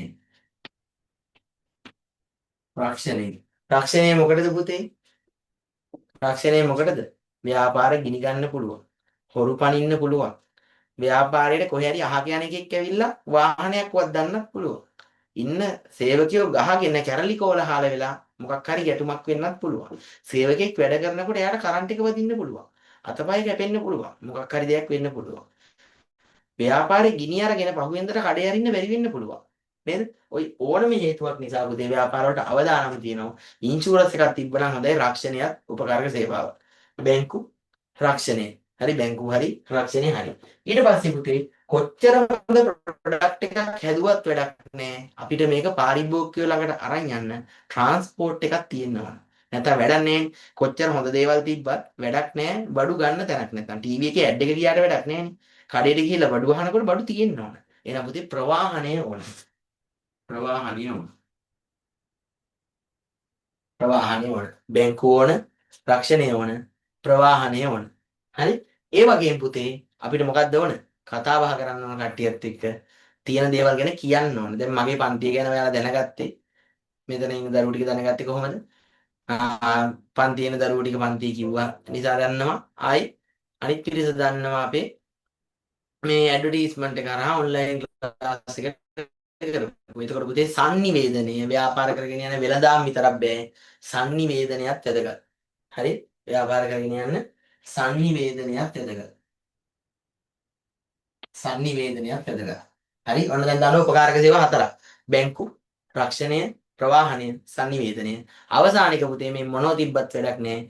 අපි ළඟ ස්ටොක් තියෙනවනේ. බඩු ගන්න යවුවාම කස්ටමර්ස්ලා බඩු ඉවරයිනේ. ස්ටොක් ඉවරයි. සෙට් වෙන්නේ නැහැ. අපි ගබඩා කරලා තියෙන්නත් ඕන පුතේ. ගබඩා කරණය තියෙන්නත් ඕන.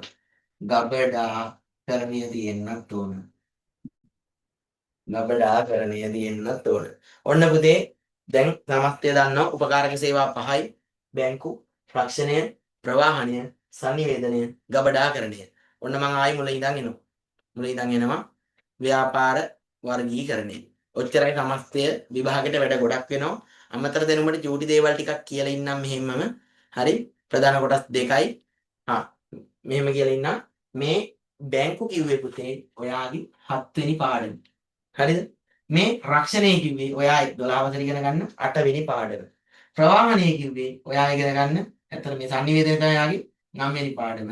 10 පාඩමේ තමයි ප්‍රවාහනයයි ගබඩාකරණයයි දෙකම තියෙන්නේ. වෙනදාම කියන්නේ යාගේ 11 වෙනි පාඩම. මේවා ලියන්න එපා. මම ඔයාලට තේරුම් ගන්න කිව්වේ අපි මේ යන්නේ කොහෙද කියලා මේ chart එක තමයි අපි 12 වසර පුරාවට ඉගෙන ගන්න. හරිද? ඒක දැනගන්න මම ඔයාලට කිව්වේ. ඒක වැදගත් නෑ ඔයාලට. හරි? නිකන් අර වෙන්නේ මොකද්ද කියලා තේරුම් ගන්න ඉපේ. ඔන්න දැන් අපි එකපාරක් chart එක කිව්වා කියලා ලියමු. ව්‍යාපාර ප්‍රධාන කොටස් දෙකක එකතුවෙන් හැදෙන්නේ පුතේ. මොනවද ව්‍යාපාර හැදෙන කොටස් දෙක? එකක් කර්මාන්ත අනික වාණිජ්‍ය. කර්මාන්ත කොටස් දෙකයි. එකක් ප්‍රාථමික කර්මාන්ත අනික ද්විතීක කර්මාන්ත. ප්‍රාථමික කිව්වේ ස්වභාව දහමෙන් ලැබෙන දේවල් ඒ විදිහටම අරගෙන ව්‍යාපාර කරන ඒවා. ප්‍රාථමික කර්මාන්ත පහයි මොනවද? කුෂි, වන, දීවර, පතල්ලා ගැනීම, පශු සම්පත්. ද්විතීක කර්මාන්ත තුනයි පෙරළුම් ගැලපුම් ඉදිකිරීම. වාණිජ්‍ය හැදෙන්නේ කොටස් දෙකක එකතුවෙන් එකක් වෙළඳාම අනික උපකාරක සේවා. වෙළඳාම ප්‍රධාන කොටස් දෙකයි රට ඇතුළේ වෙනවා නම් දේශීය වෙළඳාම රටක් තවත් එක රටක් එක්ක හරි රටවල් කිහිපයක් එක්ක හරි වෙළඳාම කරනවා නම් විදේශීය වෙළඳාම. දේශීය වෙළඳාම කොටස් දෙකයි එකක් තොග අනික සිල්ලර. විදේශීය වෙළඳාම කොටස් දෙකයි එකක් අපනයන වෙළඳාම අනික ආනයන වෙළඳාම. වෙළඳාම සාර්ථකව කරගෙන යන්න සහාය වන සේවාවන්ට අපි කියනවා උපකාරක සේවා කියලා. උපකාරක සේවා පහයි මොනවද? බැංකු, රක්ෂණය, ප්‍රවාහනය, sannivedanaya ගබඩාකරණය. බැංකු, රක්ෂණය, ප්‍රවාහනය, sannivedanaya ගබඩාකරණය. ඉක්මනට දාගමු පුතේ chart එක. දාලා මට chat එකට අනිවාර්යෙන් message එකක් දාන්න. කරලා ඉවර වෙච්ච දරුවෝ. කරගෙන යන්නටක් ගාලා chat එකට දාගමු. ඔබ මතකින්ම දාන්න අමතක නම් විතරක් බලන්න. අපැහැදිලි දෙයක් තියෙනවා නම් ඒත් අහන්න.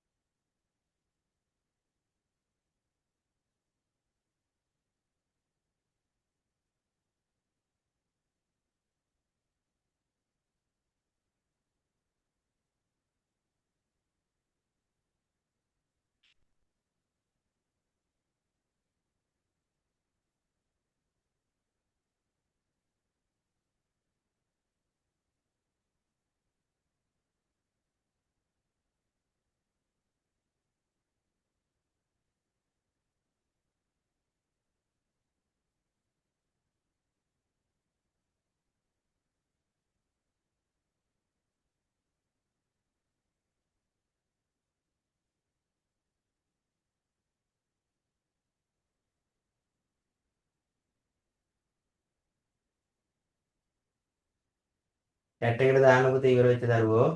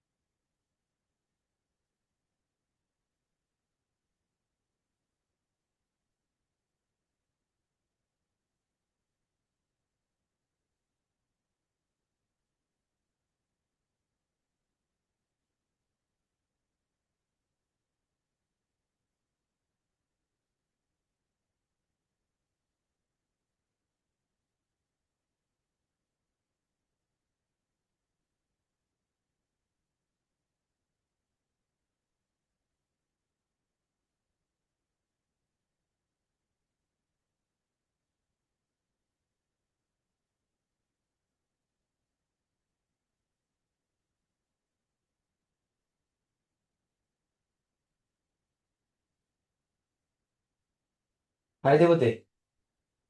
පැහැදිලි නැද්ද?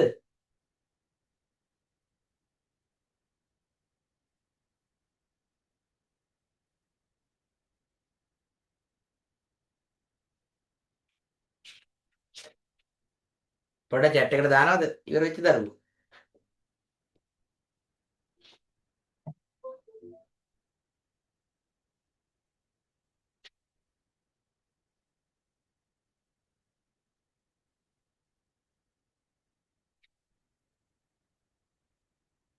හරි. එක්කෙනෙක් ඉවරයි කියලා දාලා තියෙනවා. චතුර ඉවරයි.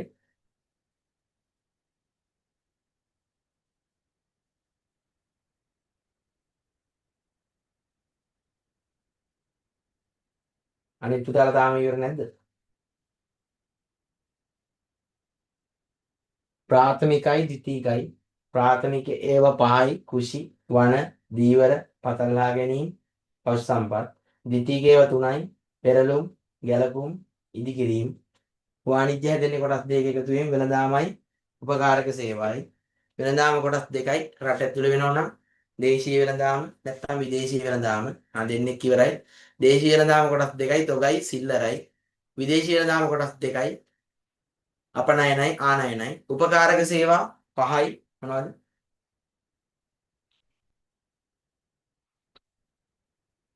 බැංකු රක්ෂණය ප්‍රවාහනය sannivedanaya ගබඩාකරණය. හරි. දෙන්නයිද පුතේ ඉවර? තව ලියනවද අනිත් කට්ටිය? ඉවර වෙච්ච ගමන් දාන්න මට chat එකට.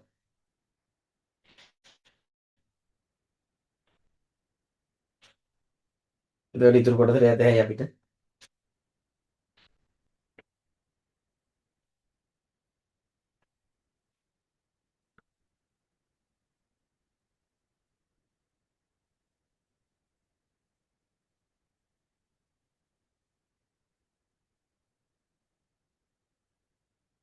ඉවරයි.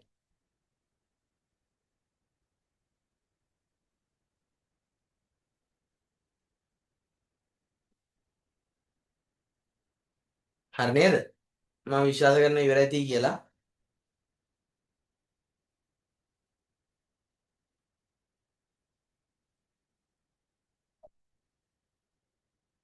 හරි. ඉවරයි නේද? මම එන මගන්නද? හරිනේ. මට ඔයාලගේ සජීවී සම්බන්ධතාවය වැදගත්. ඔයාලා පොඩ්ඩක් ඉවරද නැද්ද? ඒ දේවල් ටික පොඩ්ඩක් දැනුම් දෙන්න. හරි. හරි කට්ටිය මැසේජ් දාන්න. හරි. හරි. එහෙනම් මම මේක නැගුවා. අපිට ඊළඟට තියෙන මාතෘකාව ව්‍යාපාරවල ගති ලක්ෂණ. ව්‍යාපාරවල ගති ලක්ෂණ කියලා කොටසක් තියෙන්නේ.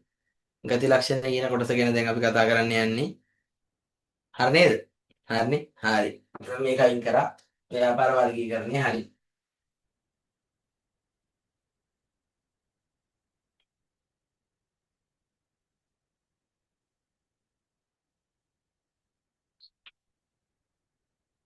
හරි පුතේ.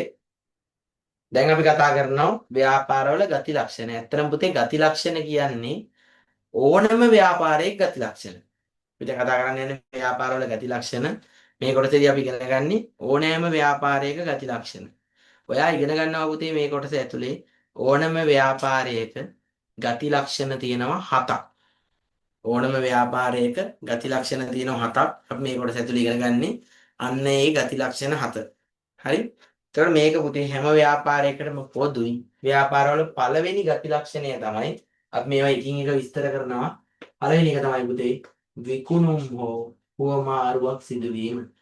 පළවෙනි ගති ලක්ෂණය තමයි ව්‍යාපාරවල විකුණුම් හෝ හුවමාරුවක් සිදුවීම. විකුණුම් හෝ හුවමාරුවක් සිදුවීම. එන ව්‍යාපාරවල පළවෙනි ගති ලක්ෂණය දන්නවා. පළවෙනි එක විකුණුම් හෝ හුවමාරුවක් සිදුවීම. විකුණුම් හෝ හුවමාරුවක් සිදුවීම කියන්නේ පුතේ හැම ව්‍යාපාරයක්ම භාණ්ඩයක් හරි සේවාවක් හරි එක්ක විකුණනවා. එහෙම නැත්නම් හුවමාරු කරගන්නවා. මොකද්ද මේ එක්ක විකුණනවා නැත්නම් හුවමාරු කරගන්නවා කියන්නේ?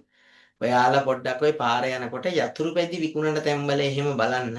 ඒ කඩවල ගහලා තියෙනවා යතුරු පැදි මිලට ගැනීම, විකිණීම හා හුවමාරු කිරීම.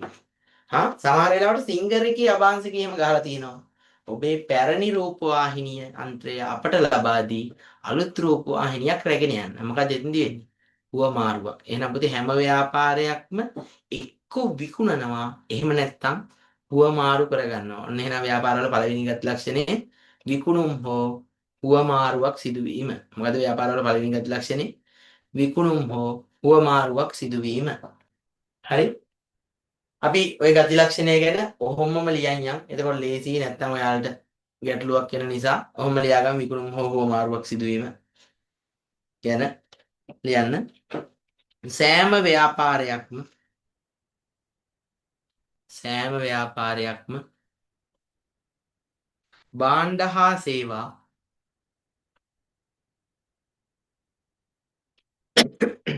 ව්‍යාපාරයක්ම භාණ්ඩ හා සේවා මුදල්මය අගයක් මත විකිණීම හෝ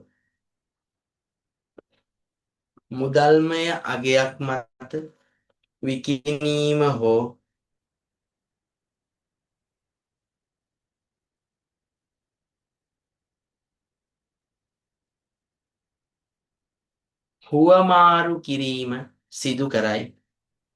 සෑම ව්‍යාපාරයක්ම භාණ්ඩ හා සේවා මුදල්මය අගයක් මත විකිණීම හෝ හුවමාරු කිරීම සිදු කරයි.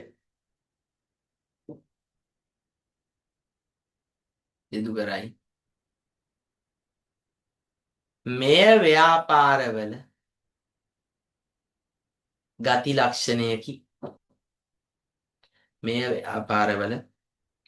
ලක්ෂණයකි.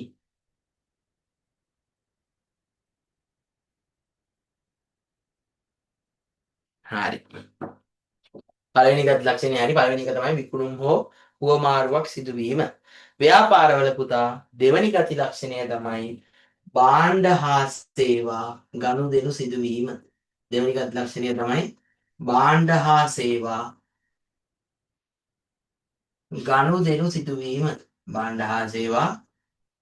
ගනුදෙනු සිදුවීම. ඔන්න ව්‍යාපාරවල දෙවෙනි ගති ලක්ෂණය දන්නව මොකද්ද? භාණ්ඩ හා සේවා ගනුදෙනු සිදුවීම. භාණ්ඩ හා සේවා ගනුදෙනු සිද්ධ වෙනවයි කියන්නේ පුතේ. අපි දැන් සමහර දරුවෝ හිතනවා මේ උඩ කියපු එකමද මේ කිව්වේ. නෑ පුතේ.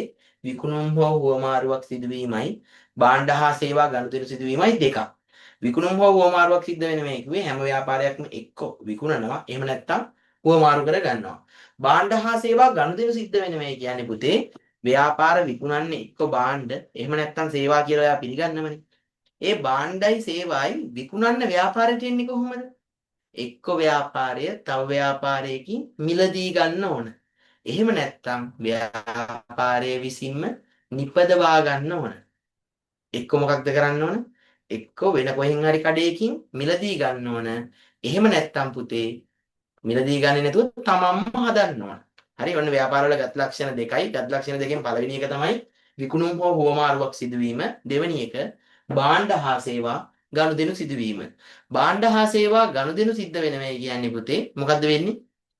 එක්කෝ නිෂ්පාදනය කරනවා වෙන කට්ටියට විකුණන්න. එහෙම නැත්නම් පුතේ වෙන කාගෙන් හරි අරගන්නව විකුණන්න. ඒකට අපි කියනවා මොකක් කියලාද? භාණ්ඩ හා සේවා ගනුදෙනු සිදුවීම කියලා. එහෙනම් අපි ලියාගමු පුතේ ව්‍යාපාරවල ගති ලක්ෂණ වල දෙවෙනි එක භාණ්ඩ හා සේවා ගනුදෙනු සිදුවීම. ගැන ලියමු.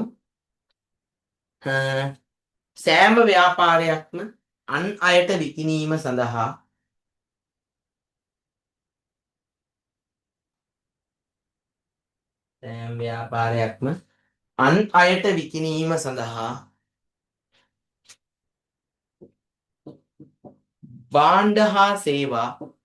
ව්‍යාපාරයක්ම අන් අයට විකිණීම සඳහා භාණ්ඩ හා සේවා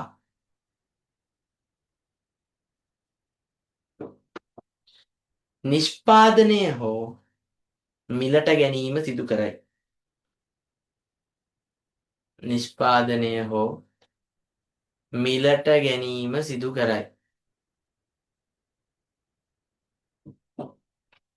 සෑම ව්‍යාපාරයක්ම අන් අයට විකිණීම සඳහා භාණ්ඩ හා සේවා නිෂ්පාදනය හෝ මිලට ගැනීම සිදු කරයි.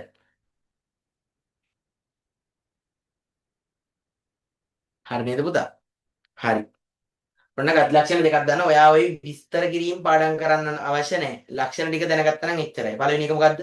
විකුණුම් හෝ හෝමාරුවක් සිදුවීම. දෙවෙනි එක භාණ්ඩ හා සේවා ගනුදෙනු සිදුවීම. තුන්වෙනි ගති ලක්ෂණය පුතේ ගනුදෙනු අඛණ්ඩව සිදුවීම. ගනුදෙනු අඛණ්ඩව සිදුවීම. ගනුදෙනු අඛණ්ඩව සිදුවීම. මොකද්ද පුතේ මේ කතාව? මෙන්න මෙහෙම සිද්ධියක් වෙන්නේ. තාත්තා ඔයාට කියනවා මේ ඔයාලට උගන්වන්න ඕන ළමයි මෙහි ඉඳලා හරියන්නේ අපි ගෙවල් දොරවල් විකුණලා දාලා කොළඹ යමු. තාත්තා ව්‍යාපාරිකයෙක්ද? තාත්තා ගෙදර විකුණනවා. හරි? නැත්තම් මේ දවස්වල තෙල් ප්‍රශ්න. තාත්තා ළඟ තියෙන පෙට්‍රල් බයික් එකක්. තාත්තා කියනවා තෙල්ත් එක්ක මේ ගණන් වලට තෙල් ගහලා කරන්න බෑ. මේක විකුණලා දානවා මං ඉලෙක්ට්‍රික් ස්කූටරයක් ගන්න. තාත්තා ව්‍යාපාරිකයෙක්ද?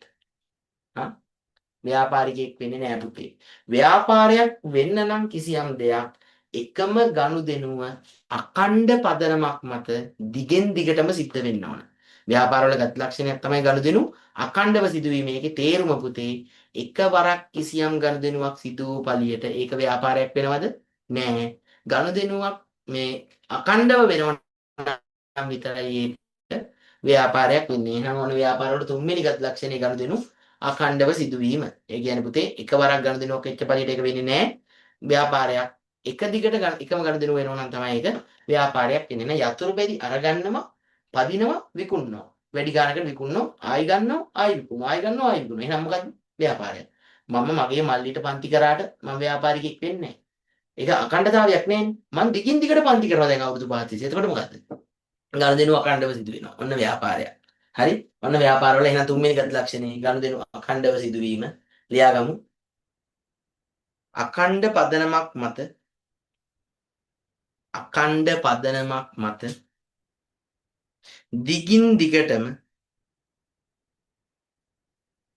දිගින් දිගටම භාණ්ඩ හා සේවා ගනුදෙනු සිදු කරයි නම් භාණ්ඩ හා සේවා ගනුදෙනු සිදු කරයි නම් එය ව්‍යාපාරයකි.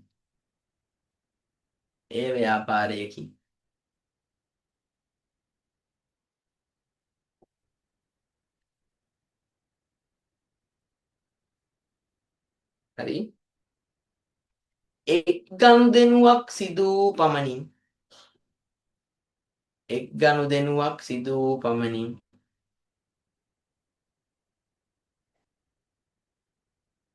එක් ගනුදෙනුවක් සිදු වූ පමණින් එය ව්‍යාපාරයක් නොවේ. එක් ගනුදෙනුවක් සිදු වූ පමණින් එය ව්‍යාපාරයක් නොවේ.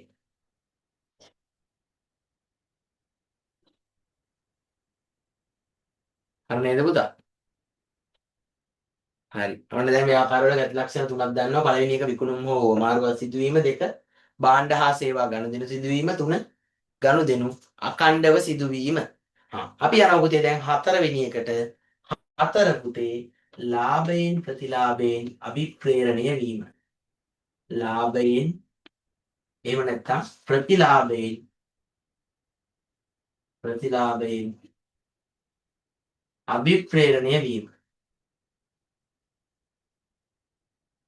අභිප්‍රේරණය වීම.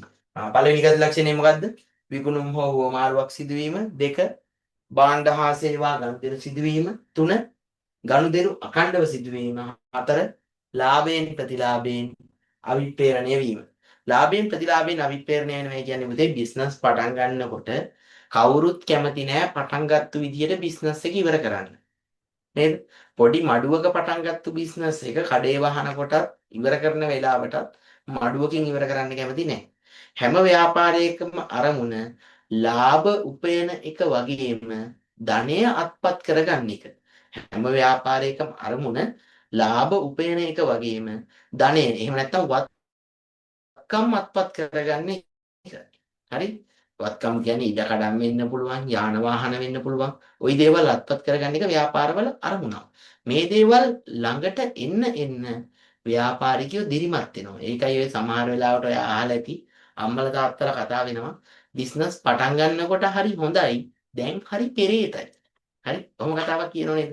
ওই කතාව කියන්නේ තේරුම තමයි පුතේ. එයා නිදි මරාගෙන අඛණ්ඩ කැපවීමක් කරලා බිස්නස් එකක් ගොඩනගා ගන්නකොට ලාභ ලබන්න එයා දිරිමත් වෙනවා. ඒක වෙන කෙනෙක්ට පෙරේතකමක් විදිහට පෙවුනට ව්‍යාපාරිකයෙක් කොනෙන් බලනකොට ඒක වැරද්දක් නෙවෙයි පුතේ. ලාභ ලබන්න ව්‍යාපාරිකයෝ දිරිමත් වෙනවා. එහෙනම් ව්‍යාපාරවල හතරවෙනි ගති ලක්ෂණය තමයි ලාභයෙන් ප්‍රතිලාභයෙන් අභිප්‍රේරණය වීම. දැන් ඔයා දන්නවා ව්‍යාපාරවල ගති ලක්ෂණ හතරක්. පළවෙනි එක විකුණුම් හෝ හුවමාරුවක් සිදුවීම. දෙක භාණ්ඩ හා සේවා ගනුදෙනු සිදුවීම. තුන ගනුදෙනු අඛණ්ඩව සිදුවීම. හතර ලාභයෙන් ප්‍රතිලාභයෙන් අභිප්‍රේරණය වීම. හරි? ලියාගමු පුතේ ලාභයෙන් ප්‍රතිලාභයෙන් අභිප්‍රේරණය වීම යටතේ ලියන්න ව්‍යාපාරයක අරමුණ ව්‍යාපාරවල අරමුණ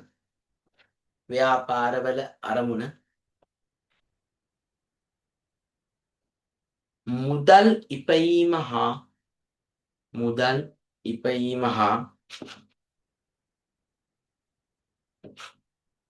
ධනය අත්පත් කර ගැනීමයි. මුදල් ඉපයීම හා ධනය අත්පත් කර ගැනීමයි.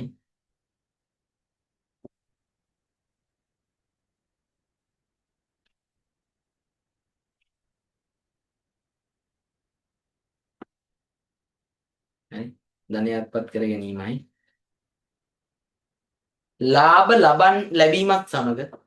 ලාභ ලැබීමත් සමග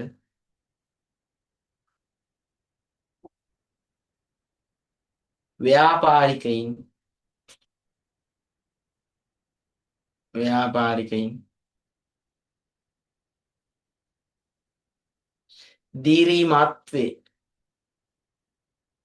දිරිමත් වේ.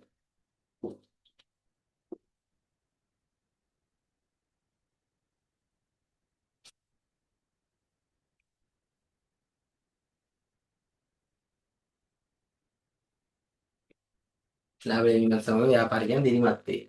හරි පුතේ මට කියන්න බැරි වුණා පොඩි වැඩක් කරගන්න ඕන දැන් අපි ගති ලක්ෂණ හතරක් දන්නවා. පළවෙනි එක පාඩම් කරගන්න ඕන මේ හතරම විකුණුම් හෝ හුවමාරුවක් සිදුවීම. දෙක භාණ්ඩ හා සේවා ගනුදෙනු සිදුවීම. තුන ගනුදෙනු අඛණ්ඩව සිදුවීම. හතර ලාභයෙන් ප්‍රතිලාභයෙන් අභිප්‍රේරණය වීම. ඔයා පුතේ අර ගනුදෙනු අඛණ්ඩව සිදුවීම කියන එක යටතේ අපි විස්තර කිරීමක් කරානේ. ඒ විස්තර කිරීමේ අපි ලිව්ව නේද එක් ගනුදෙනුවක් සිදු වූ පමණින් එය ව්‍යාපාරයක් නොවේ කියලා. අන්න ඒක highlight කරලා තියාගන්න. එක් ගනුදෙනුවක් සිදු වූ පමණින් එය ව්‍යාපාරයක් නොවේ කියන එක highlight කරලා තියාගන්න. හරි? එක් ගනුදෙනුවක් සිදු වූ පමණින් එය ව්‍යාපාරයක් නොවේ.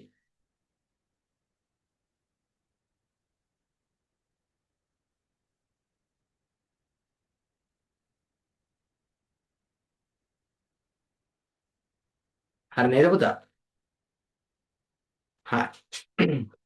දැන් ඊළඟට තියෙනවා පුතේ අවදානමක් තිබීම. පස්වෙනි ගති ලක්ෂණයේ ව්‍යාපාරවල අවදානමක් තිබීම.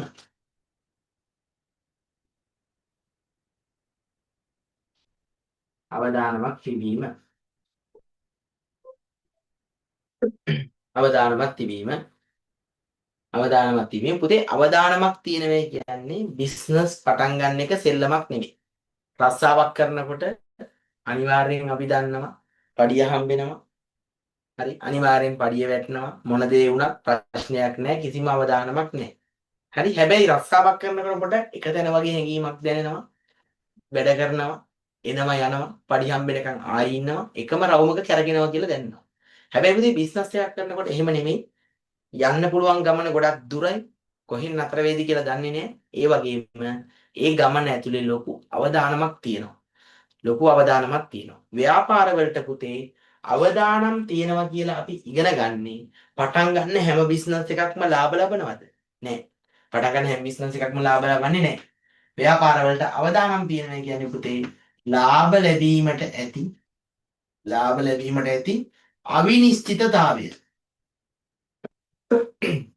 දන්නේ නැහැ හරියට ලාභ වේද කියලා. ලාභ ලැබීමට ඇති අවිනිශ්චිතතාවය හා පාඩු සිද්ධ වෙන්න තියෙන ඉඩකඩ නිසා.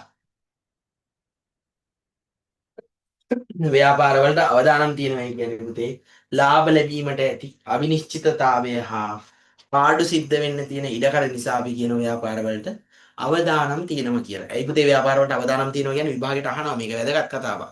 ඒ ව්‍යාපාරවලට අවදානම් තියෙනවා කියන්නේ ලාභ ලැබීමට ඇති අවිනිශ්චිතතාවය හා පාඩු සිද්ධ වෙන්න තියෙන ඉඩකඩ නිසා. හරි? එහෙනම් ඉද ව්‍යාපාරවලට අවදානම් තියෙනවා කියන්නේ ලාභ ලැබීමට ඇති අවිනිශ්චිතතාවය හා පාඩු සිද්ධ වෙන්න තියෙන ඉඩකඩ නිසා. එතකොට පුතේ මේ ව්‍යාපාරවලට අවදානම් ඇති වෙන්න ඇත්තටම විවිධ හේතු තියෙනවා.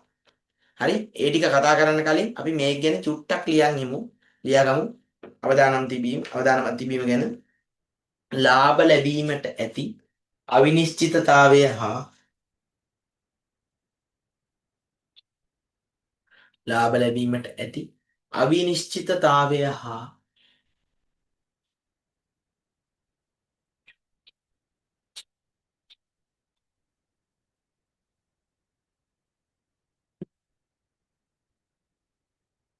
ලාභ ලැබීමට ඇති අවිනිශ්චිතතාවය හා අලාභ සිදුවීමට ඇති හැකියාව නිසා ලාභ ලැබීමට ඇති අවිනිශ්චිතතාවය හා අලාභ සිදුවීමට ඇති හැකියාව නිසා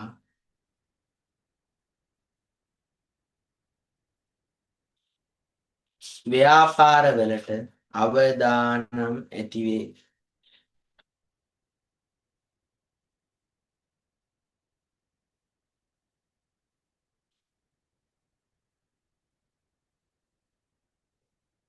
ව්‍යාපාරවලට අවදානම් ඇතිවේ.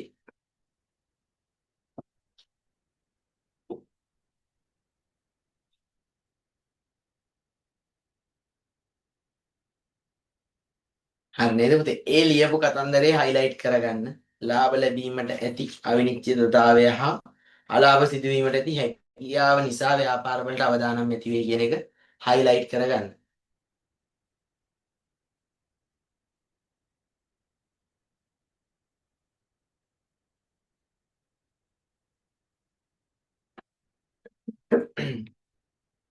හරි නේද දරුවනේ?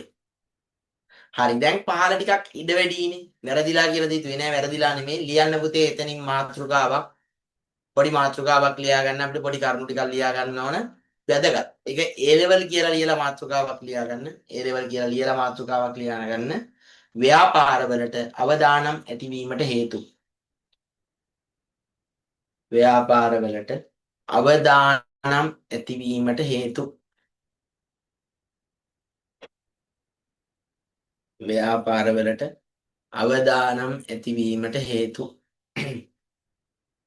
තව ටික වෙලාවයි ඉවසලා ඉන්න. අර තේරෙනවා අපහසු ඇති ටිකක්. ඒ තව ටික වෙලාවයි අල්ලන් ඉමු. ව්‍යාපාරවලට අවදානම් ඇතිවීමට හේතු. හරි. ඔන්න අහගන්න ව්‍යාපාරවලට අවදානම් ඇතිවීමට හේතු. හරි. පුතේ මිනිස්සුන්ගේ දැන් ලෝකෙ ඉන්න හැම මිනිස්සෙක්ම මොන විදියට හරි පාරිභෝගිකෙක් වෙනවනේ. මේ පාරිභෝගිකයන්ගේ රුචිය නැත්තම් කැමැත්ත එක විදියට තියෙනවද කාලෙන් කාලට වෙනස් වෙනවද? මිනිසුන්ගේ කැමැත්ත රුචිය කියන දේ කාලෙන් කාලට වෙනස් වෙනවා. මේක සාපේක්ෂ දෙයක් නේ. හරි. ඉස්සර මිනිස්සු කැමති එළියට ගිහිල්ලා කෑම එකක් කාලා එන්න. හරි. ගෙදර කට්ටියත් එක්ක එළියට බැස්සා මොනවා හරි කෑවා ආවා ඒකට කැමති. ඒකේ යම්කිසි විනෝදයක් තෘප්තියක් ලැබුවා. දැන් මිනිස්සු ටික ටික කාර්ය බහුලයි. කාර්ය බහුලත්වයත් එක්ක මිනිස්සු වැඩ කරලා ඇවිල්ලා ආයි එළියට යන්න කැමති නෑ. කෑම එක ඕඩර් කරමු. ගෙදරට ආවහම අපි කමු. පාරිභෝගිකගේ රුචිය වෙනස් වෙලාද නැද්ද? රුචිය වෙනස් වෙලා. ඉස්සර පුතේ මේ වීඩියෝ සෙන්ටර් තියෙනවා. ඔය ඉස්සර තිබ්බා ගේමින් සෙන්ටර්. ඔය ගේම් කැපේ තිබ්බා අපි ඉස්කෝලේ යන කාලේ මට මතකයි. සමහර ළමයි ඉස්කෝලේ ඇරිලා සමහර උන් ඉස්කෝලෙන් පැනලා යනවා වීඩියෝ ගේම් සෙන්ටර් එකට ගේම් ගහන්න. ගේම් ගහන්න යනකොට මේ වෙනම සෙන්ටර් එකක් තියෙනවා. පැයකට රුපියල් 30යි ගේම් ගහන්න. මම මේ කියන්නේ 2010 11 වගේ කාලේ ඔය අපිත් එක්ක ඉන්න යාළුවෝ ඉස්කෝලෙන් පයින්නවා සමහර වෙලාවට මම පන්ති කට් කරලා යනවා ගේම් ගහන්න. පැයක් ගේම් සෙල්ලම් කරන්න, වීඩියෝ ගේම් ගහන්න රුපියල් 30යි charge එක. ඉන්ටර්නෙට් කැෆේ කියලා වෙනම පහසුකමක් තියෙනවා. දැන් පුතේ එහෙම කැෆේ වලට ගේම් ගහන්න යන කොල්ලෝ ඉන්නවද? පොඩියම ඉන්නවද? නැහැ. පාරිභෝගිකයන්ගේ රුචිය වෙනස් වෙලාද නැද්ද? රුචිය වෙනස් වෙලා. අවදානමත්ද නැද්ද? අවදානමක්. එහෙනම් පුතේ ව්‍යාපාර වලට අවදානම ඇති වෙන එක හේතුවක් තමයි පාරිභෝගිකයන්ගේ රුචිය වෙනස් වීම නිසා ඉල්ලුම අඩු වීම. ඒක ව්‍යාපාර වලට අවදානම් ඇති වෙන්න හේතුවක්.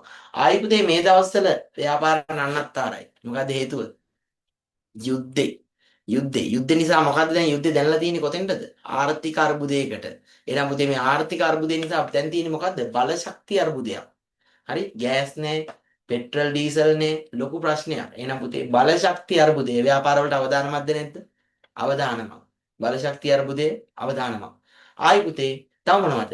සේවක වැඩ වර්ජන. සේවක වැඩ වර්ජන. සේවකයෝ ස්ට්‍රයික් එකක්. මැෂින් එකේ කෑල්ලක් ගලවන්න කියලා. විහිළුවට නෙමෙයි. ඔයා ඉගෙන ගන්න එහෙමත් කඩාකප්පල් කරනවා. සමහර සේවකයෝ යන්ත්‍ර සූත්‍රවල කෑලි ගලවන්න යනවා ගෙදර. කඩාකප්පල් කරන්න. ඒවා අපි ඉගෙන ගන්නවා. එහෙනම් පුතේ sorry සේවක වැඩ වර්ජන, සේවකයන්ගේ ගැටලු වගේ දේවල් නිසා ව්‍යාපාර වලට අවදානම් ඇති වෙන්න පුළුවන්. එච්චරයිද? නෑ පුතේ. යන්ත්‍ර උපකරණ තාක්ෂණය වෙනස් වෙනවා. ඒකත් ව්‍යාපාර වලට අවදානමක්. සරල උදාහරණයක් කියන්න නොකියා. නොකියා කියන්නේ කාලයකට කලින් ලෝකේ අංක 1 ජංගම දුරකථන සමාගම. කීපෑඩ් ෆෝන් එකක් හදනවා. ඔයා දන්න ගේම් ගහන නයි ගේම් එක ගහන ෆෝන් එක Nokia 1100 කියලා ෆෝන් එකක් ගහනවා. කහපාට ඩිස්ප්ලේ එක තියෙන චූටි ෆෝන් එක. ඔය මැසේජ් කොටන්නේ කට්ටිය. ඒක තමයි ෆෝන් එක. ওই ෆෝන් එක පුතේ මාකට් එකට දාපු ගමන් ඔය Nokia ෆෝන් වල මව් සමාගම තියෙන්නේ පින්ලන්තේ. හරි ඉස්සර අපි පොඩි කාලේ ඔය Android ෆෝන් තිබ්බේ නැහැ. ඔය අපි A level කරන කාලේ තමයි ඔය Android කියන කතන්දරේ ආවේ. කියන්නේ 2014 13 වගේ කාලේ අපි පොඩි කාලේ කට්ටිය ගත්තේ Nokia ෆෝන් තමයි හොයලා. Nokia ෆෝන් එකක් ගන්න කලින් කරන වැඩේ තමයි ෆෝන් එකේ බැටරිය පන්නනවා. බැටරිය පන්නලා බලනවා පුතේ මේඩ් ඉන් ෆින්ලන්ඩ්ද හංගේරියන්ද කියලා. හේතුව තමයි ඔය ෆින්ලන්තේ හංගේරියාව කියන රටවල් දෙකේ තමයි Nokia ෆෝන් එක ගැහුවේ. ඔය Nokia ෆෝන් එක හරි ජනප්‍රිය වෙලා ලෝකේ ෆෝන් එකක් ගන්නව නම් ඕන කෙනෙක් අහන්නේ Nokia ෆෝන් එකක්ද තියෙන්නේ. Nokia එච්චරට ලොකු බ්‍රෑන්ඩ් එකක් වුණා. හරි එහෙම පටන් ගත්තු බ්‍රෑන්ඩ් එක පුතේ කාලයක් යනකොට තාක්ෂණය වෙනස් වුණා. පාරිභෝගිකයන්ගේ රුචිය වෙනස් වුණා වගේම තාක්ෂණය වෙනස් වෙලා Android එනකොට Nokia මොකද කරේ? Nokia පුතේ වෙනස් වුණේ නැහැ. Nokia වෙනස් වෙන්නේ නැතුව බලන් හිටියා Android ආවට කමක් නැහැ. අපි ලෝකේ අංක 1නේ. අපිව වටන්න කාටවත් බෑ කියලා. මොකද්ද මේකේ ප්‍රතිඵලය උනේ? Nokia සමාගම ලෝකේ අංක 1ට තිබිලා අංක 18 වුණා. සමාගම් බංකොලොත් වෙච්ච වෙලාවේ කම්පැනි හිටපු විධායක නිලධාරිය ප්‍රධාන විධායක අඬනවා. අඬන වෙලාවේ අඬලා එයා ප්‍රකාශයක් කරනවා. එයා කියනවා අපි කිසිම වැරද්දක් කරේ නැහැ. අපි කරපු එකම වැරද්ද වෙනස් වෙන්න ඕන වෙලාවේ වෙනස් වෙච්ච නැති එක. එහෙනම් පුතේ මේ තාක්ෂණය වෙනස් වෙන එක යන්ත්‍ර සූත්‍රය අල්පයින් එක ව්‍යාපාර වලට අවදානමක්ද නැද්ද? අවදානමක්. පහුගිය කාලේ දික්ටුව කියලා ගුණාටුවක් ආවා. මොකද්ද උනේ ගුණාටුව? ව්‍යාපාර වලට අවස්ථාවක් දාවේ තර්ජනයක්ද? තර්ජනයක්. අවදානම්. මොන පුතේ ස්වභාවික ආපදා. ওই වගේ විවිධ හේතුන් මත ව්‍යාපාර වලට අවදානම් ඇති වෙන්න පුළුවන්. ওই වගේ ප්‍රශ්න විභාගයට අහනවා ප්‍රායෝගිකයි. ලියාගන්න පුතේ ව්‍යාපාර වලට අවදානම් ඇති වෙන්න හේතු ටිකක්. ලියාගන්න පළවෙනි එක පාරිභෝගික රුචිය වෙනස් වීම නිසා. පළවෙනි එක පාරිභෝගික රුචිය වෙනස් වීම නිසා ඉල්ලුම අඩුවීම. පාරිභෝගික රුචිය වෙනස් වීම නිසා ඉල්ලුම අඩුවීම.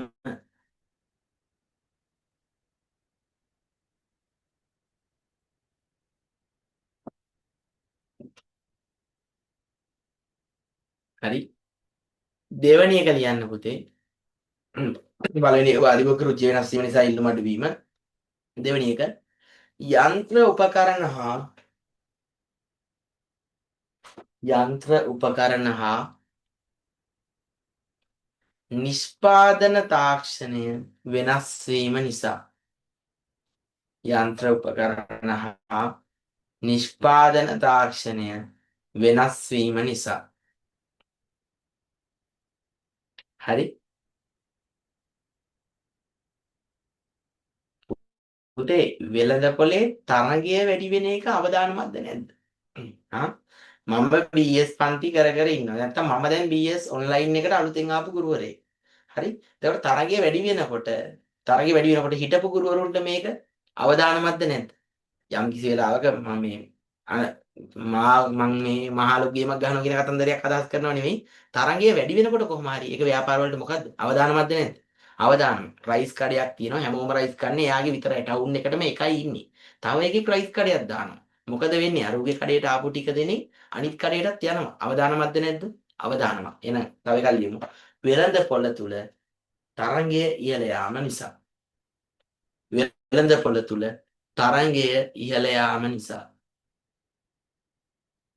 වෙළඳ පොළ තුල තරංගය ඉහළ යාම නිසා.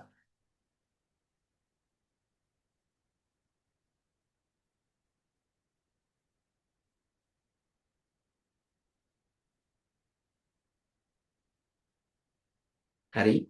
ඊළඟ සේවක වර්ජන ඊළඟ සේවක වර්ජන ක්‍රමාවක් සේවකයින්ගේ ගැටලු නිසා. සේවක වර්ජන තියෙන්න පුළුවන්, ඒ වගේම සේවකයන්ගේ ගැටලු තියෙන්න පුළුවන්. වර්ජන කියන්නේ ස්ට්‍රයික් කරනවා. පඩි වැඩි කරගන්න හරි මොකක් හරි දෙයකට ස්ට්‍රයික් කරනවා. සේවකයන්ගේ ගැටලු කියන්නේ ඉන්න සේවකයන්ට හරියට වැඩේ කරන්න බෑ. තේරෙන්නේ නැහැ. සේවකයන්ට කස්ටමර්ස්ලාත් එක්ක කතා කරන්න තේරෙන්නේ නැහැ. සේවකයෝ හරියට වැඩට එන්නේ නැහැ. වැටෙන්නේ පරක්කු වෙලා. හරි? ඔන්න ඔය වගේ හේතු තමයි එතන අදහස් කරේ. හරි? හරි. ඊට පස්සේ පුතේ තව එකක් ලියමු අපි. ගිනි ගැනීම, සොර සතුරු උපද්‍රව ආදිය නිසා. ගිනි ගැනීම, සොර සතුරු උපද්‍රව ආදිය නිසා.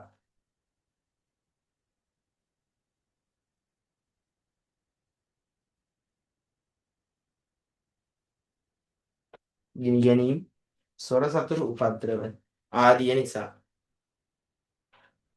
තව එකක් ලියාගන්න ඉඩ ඇති කියලා මං හිතනවා. තව එකක් ලියන්න පුළුවන් නම් ලියාගමු, වටිනවා. හරි? ලියාගන්න. අමුද්‍රව්‍ය හිඟය, අමුද්‍රව්‍ය හිඟය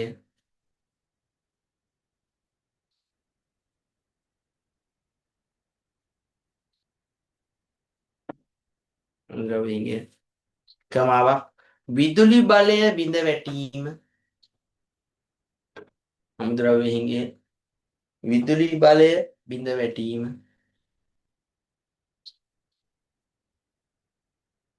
හා ඉන්ධන හිඟය නිසා. විදුලි බලය බිඳ වැටීම හා ඉන්ධන හිඟය නිසා.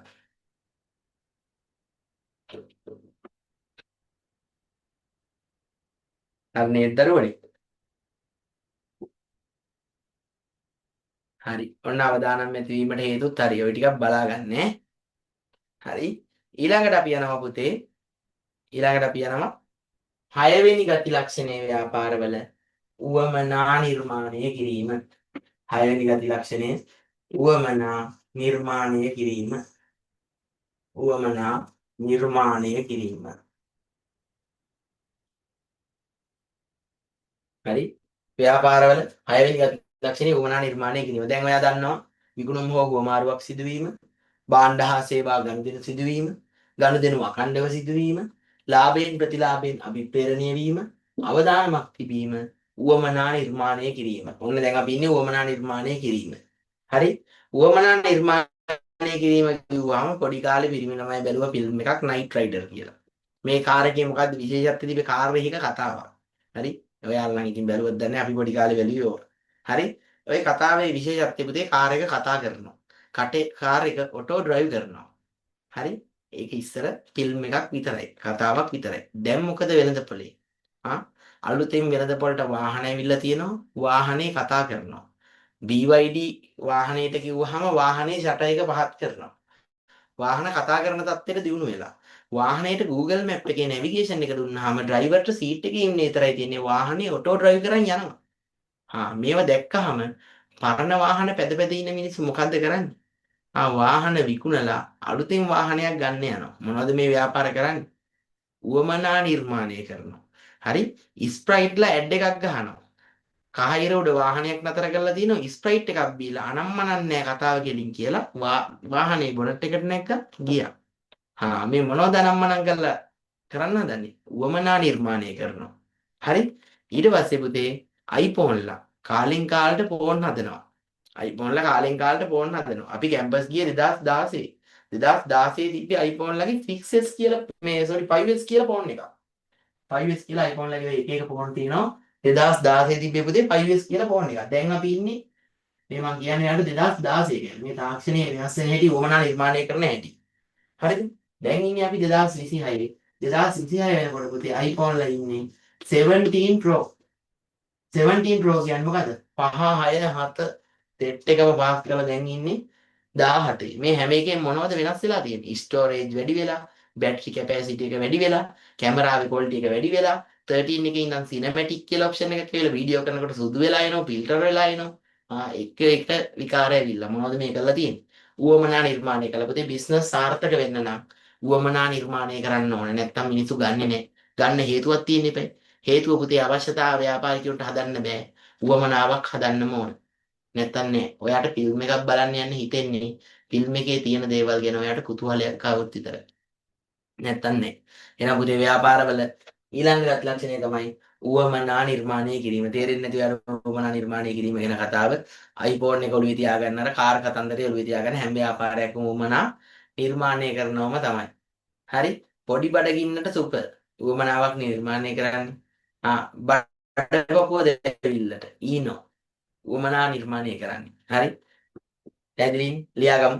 උවමනා නිර්මාණය කිරීම ගැන මිනිස් අවශ්‍යතා හා උවමනා තෘප්තිමත් කිරීම සඳහා මිනිස් අවශ්‍යතා හා උවමනා තෘප්තිමත් කිරීම සඳහා භාණ්ඩ හා සේවා මිනිස් අවශ්‍යතා හා උවමනා තෘප්තිමත් කිරීම සඳහා භාණ්ඩ හා සේවා නිපදවීම මගින් භාණ්ඩ හා සේවා නිපදවීම මගින්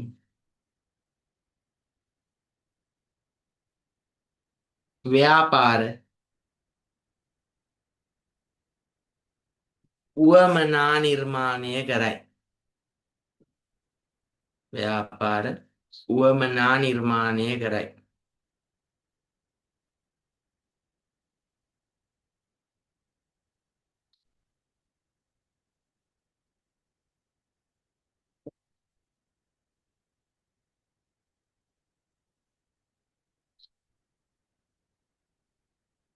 ඒකටම ලියා ගන්න.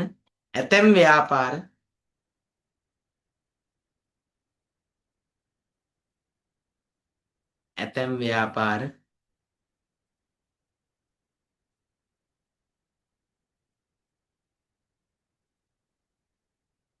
භාණ්ඩ හා සේවා සැපයීම මගින්ද උවමනා නිර්මාණය කරයි. يعني හැමෝම නිෂ්පාදනය කරන්නේ ඇතැම් ව්‍යාපාර භාණ්ඩ හා සේවා සැපයීම මගින්ද උවමනා නිර්මාණය කරයි.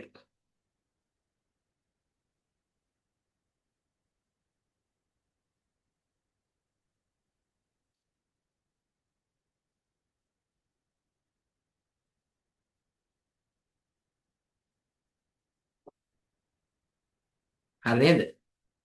හරි පුතේ. එහෙනම් ඔන්න දැන් අපිට තියෙන්නේ ව්‍යාපාරවල අපි ගති ලක්ෂණ 6ක් දන්නවා. විකුණුම් හෝ හුවමාරුවක් සිදුවීම, භාණ්ඩ හා සේවා ගනුදෙනු සිදුවීම, ගනුදෙනු අඛණ්ඩව සිදුවීම, ලාභයෙන් ප්‍රතිලාභයෙන් අභිප්‍රේරණය වීම, අවදානමක් තිබීම, උවමනා නිර්මාණය කිරීම, අවසාන එක පුතේ ආර්ථික කටයුත්තක් වීම. මම මේ කතා කරලා නවත්තනවා. හරි? යන්න එපා ඉන්න කවුරුත් ආගෙන ඉන්න. ආර්ථික කටයුත්තක් වීම. තව චූටි කොටසකුත් බලමු. ආර්ථික කටයුත්තක් වීම. ආර්ථික කටයුත්තක් වීම. පුතේ ආර්ථික කටයුත්තක් කියන්නේ මිනිස්සුන්ගේ උවමනා අසීමිතයි. ඒව තෘප්තිමත් කරන්න තියෙන සම්පත් සීමිතයි. හිඟ සම්පත් යොදාගෙන අසීමිත මිනිස් උවමනා තෘප්තිමත් කරන දේවල් වෙළඳපොළට ඉදිරිපත් කරනවා. ඉදිරිපත් කළා ඒවට මිලකුත් අය කරනවා. ඒක නිසා අපි කියනවා ආර්ථික කටයුත්තක් කියලා. ආර්ථික කටයුත්තක් කියන්නේ කඩේ මුදලාලි නිකම් බඩු දෙන්නේ නෑ. හිඟ සම්පත් යොදාගෙන අසීමිත උවමනා තෘප්තිමත් කරන දේවල් හදලා ඒවට මිලක් තියාගෙන ලාභයක් තියාගෙන තමයි විකුණන්නේ. ඒ නිසා අපි කියන මොන කටයුත්තක් කියලාද? ආර්ථික කටයුත්තක් කියලා. පැහැදිලිනේ? ලියාගමු. ලියාගමු පුතේ ආර්ථික කටයුත්තක් වීම ගැන. හිඟ සම්පත් භාවිතයෙන් හිඟ සම්පත් භාවිතයෙන්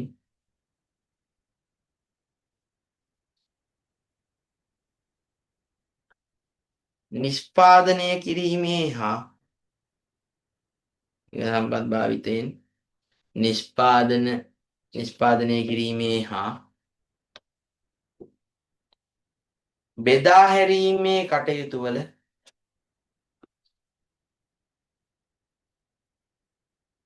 බෙදා හැරීමේ කටයුතු වල නිරත වීම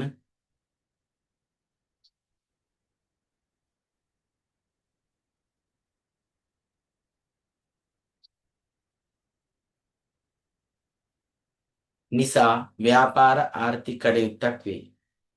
හිඟ සම්පත් භාවිතයෙන් නිෂ්පාදනය කිරීමේ හා බෙදා හැරීමේ කටයුතු වල නිරත වීම නිසා ව්‍යාපාර ආර්ථික කටයුත්තක් වේ. ව්‍යාපාර ආර්ථික කටයුත්තක් වේ.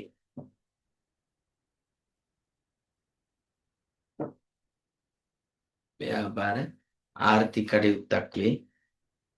තව කෑල්ලක් පොඩි කෑල්ලක් එකට ලියන්න. මෙලෙස නිපදවන භාණ්ඩ ලාභයක් තබාගෙන අලෙවි කරයි.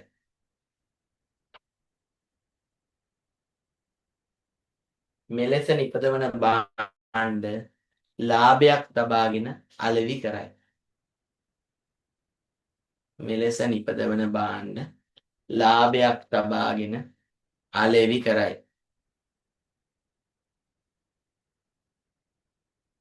හරි දුවේ පුතේ. ඔන්න ව්‍යාපාරවල ගත් ලක්ෂණ 7 හරි. හරි ගත් ලක්ෂණ 7 හරි. දැන් අපි මේ වෙද්දින් කතා කරේ මොනවද? අද කතා කර අපි ව්‍යාපාර අධ්‍යයනය මොකක්ද කියලා. ඒක ඕනේ. ව්‍යාපාරවල නිර්වචන කතා කරා. නිර්වචන වලින් වැදගත් නිර්වචනයක් කතා කරා. මොනවද? චුට්ටක් මතක් කරගමු. අවසාන වශයෙන් ලාභ අරමුණින් හෝ ලාභ අරමුණින් තොරව පවත්වාගෙන යන මිනිස් අවශ්‍යතා හා උවමනා තෘප්තිමත් කිරීමට අවශ්‍ය මොනවද?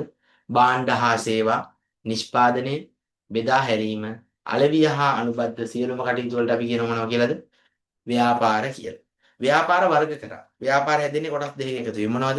කර්මාන්තයි වාණිජ්‍යයි. කර්මාන්ත කොටස් දෙකයි. ස්වභාව දහමෙන් ලැබෙන ඒවා මේ විදිහටම ගන්නව නම් ප්‍රාථමික කර්මාන්ත ඒවා වෙනස් කරනවා නම් ද්විතීක කර්මාන්ත. ප්‍රාථමික ඒවා පහයි. කුෂි, වන, දීවර, පතල් හා ගැනීම, පශු සම්පත්. ද්විතීක තුනයි. පෙරළුම්, ගැලපුම්, ඉදිකිරීම. වාණිජ්‍ය හැදෙන්නේ කොටස් දෙකක එකතුවෙන් එකක් වෙළඳාම අනික උපකාරක සේවා. වෙළඳාම කොටස් දෙකයි. රට ඇතුලේ වෙනවා නම් දේශීය වෙළඳාම, රටක් තවත් එක රටක් එක්ක හරි රටවල් කිහිපයක් එක්ක හරි වෙළඳාම් කරනවා නම් විදේශීය වෙළඳාම. හරි. ඊට පස්සේ අපි ආයෙ කතා කරා දේශීය කොටස් දෙකයි තොගයි සිල්ලරයි. විදේශීය කොටස් දෙකයි අපනයනයි ආනයනයි. වෙළඳාම සාර්ථකව කරගෙන යන්න සහාය වෙන සේවාවන්ට අපි කොහොමද සේවා කියලාද? උපකාරක සේවා. උපකාරක සේවා පහයි.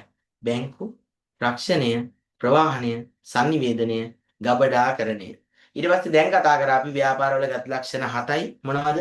විකුණුම් හෝ හුවමාරුවක් සිදුවීම, භාණ්ඩ හා සේවා ගනුදෙනු සිදුවීම, ගනුදෙනු අඛණ්ඩව සිදුවීම, ලාභයෙන් ප්‍රතිලාභයෙන් අභිප්‍රේරණය වීම, අවදානමක් තිබීම,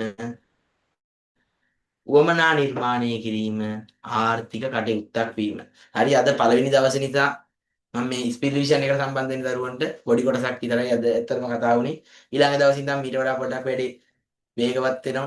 අපේ ඉස්සරහට කාල සීමාව වැඩි වෙනවා. එතකොට මේ අපේ රිවිෂන් එකටම සම්බන්ධ වෙන ඔන්ලයින් පන්තියට සම්බන්ධ වෙන දරුවෝ මේ රෙකෝඩින් එක දැන් පස්සේ සම්බන්ධ වෙන කියපු කට්ටියකුත් ඉන්නවා. ඒ කට්ටිය මේ රෙකෝඩින් එක බලන හැම දරුවම මේ මට පර්සනල් මෙසේජ් එකක් දාන්න WhatsApp. ඒ කියන්නේ හැම දරුවම කියන්නේ ෆිසිකල් ක්ලාස් වලට සම්බන්ධ වෙන දරුවෝ අවශ්‍යතාවයක් නැහැ.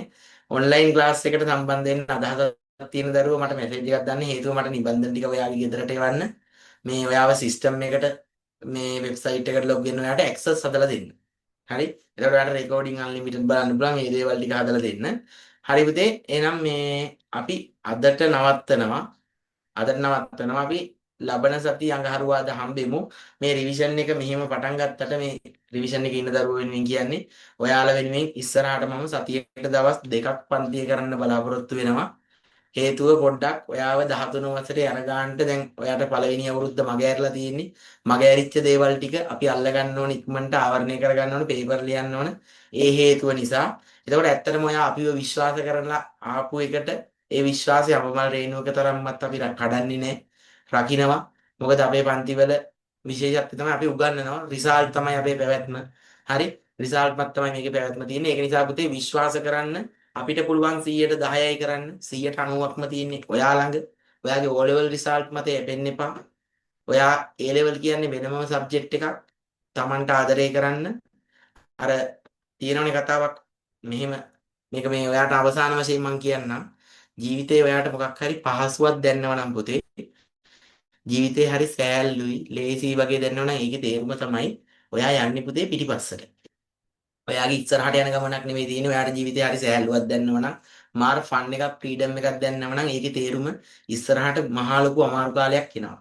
හැබැයි ඔයාට මේ කාලේ දැනනවා නම් මොකක් හරි අමාරුයි මට හරි මහන්සි පට්ට ස්ට්‍රෙස් මම දෙයක් කරන ගමන් කියලා මේ තේරුමක් නැති දෙයක් කරනවා නෙමෙයි.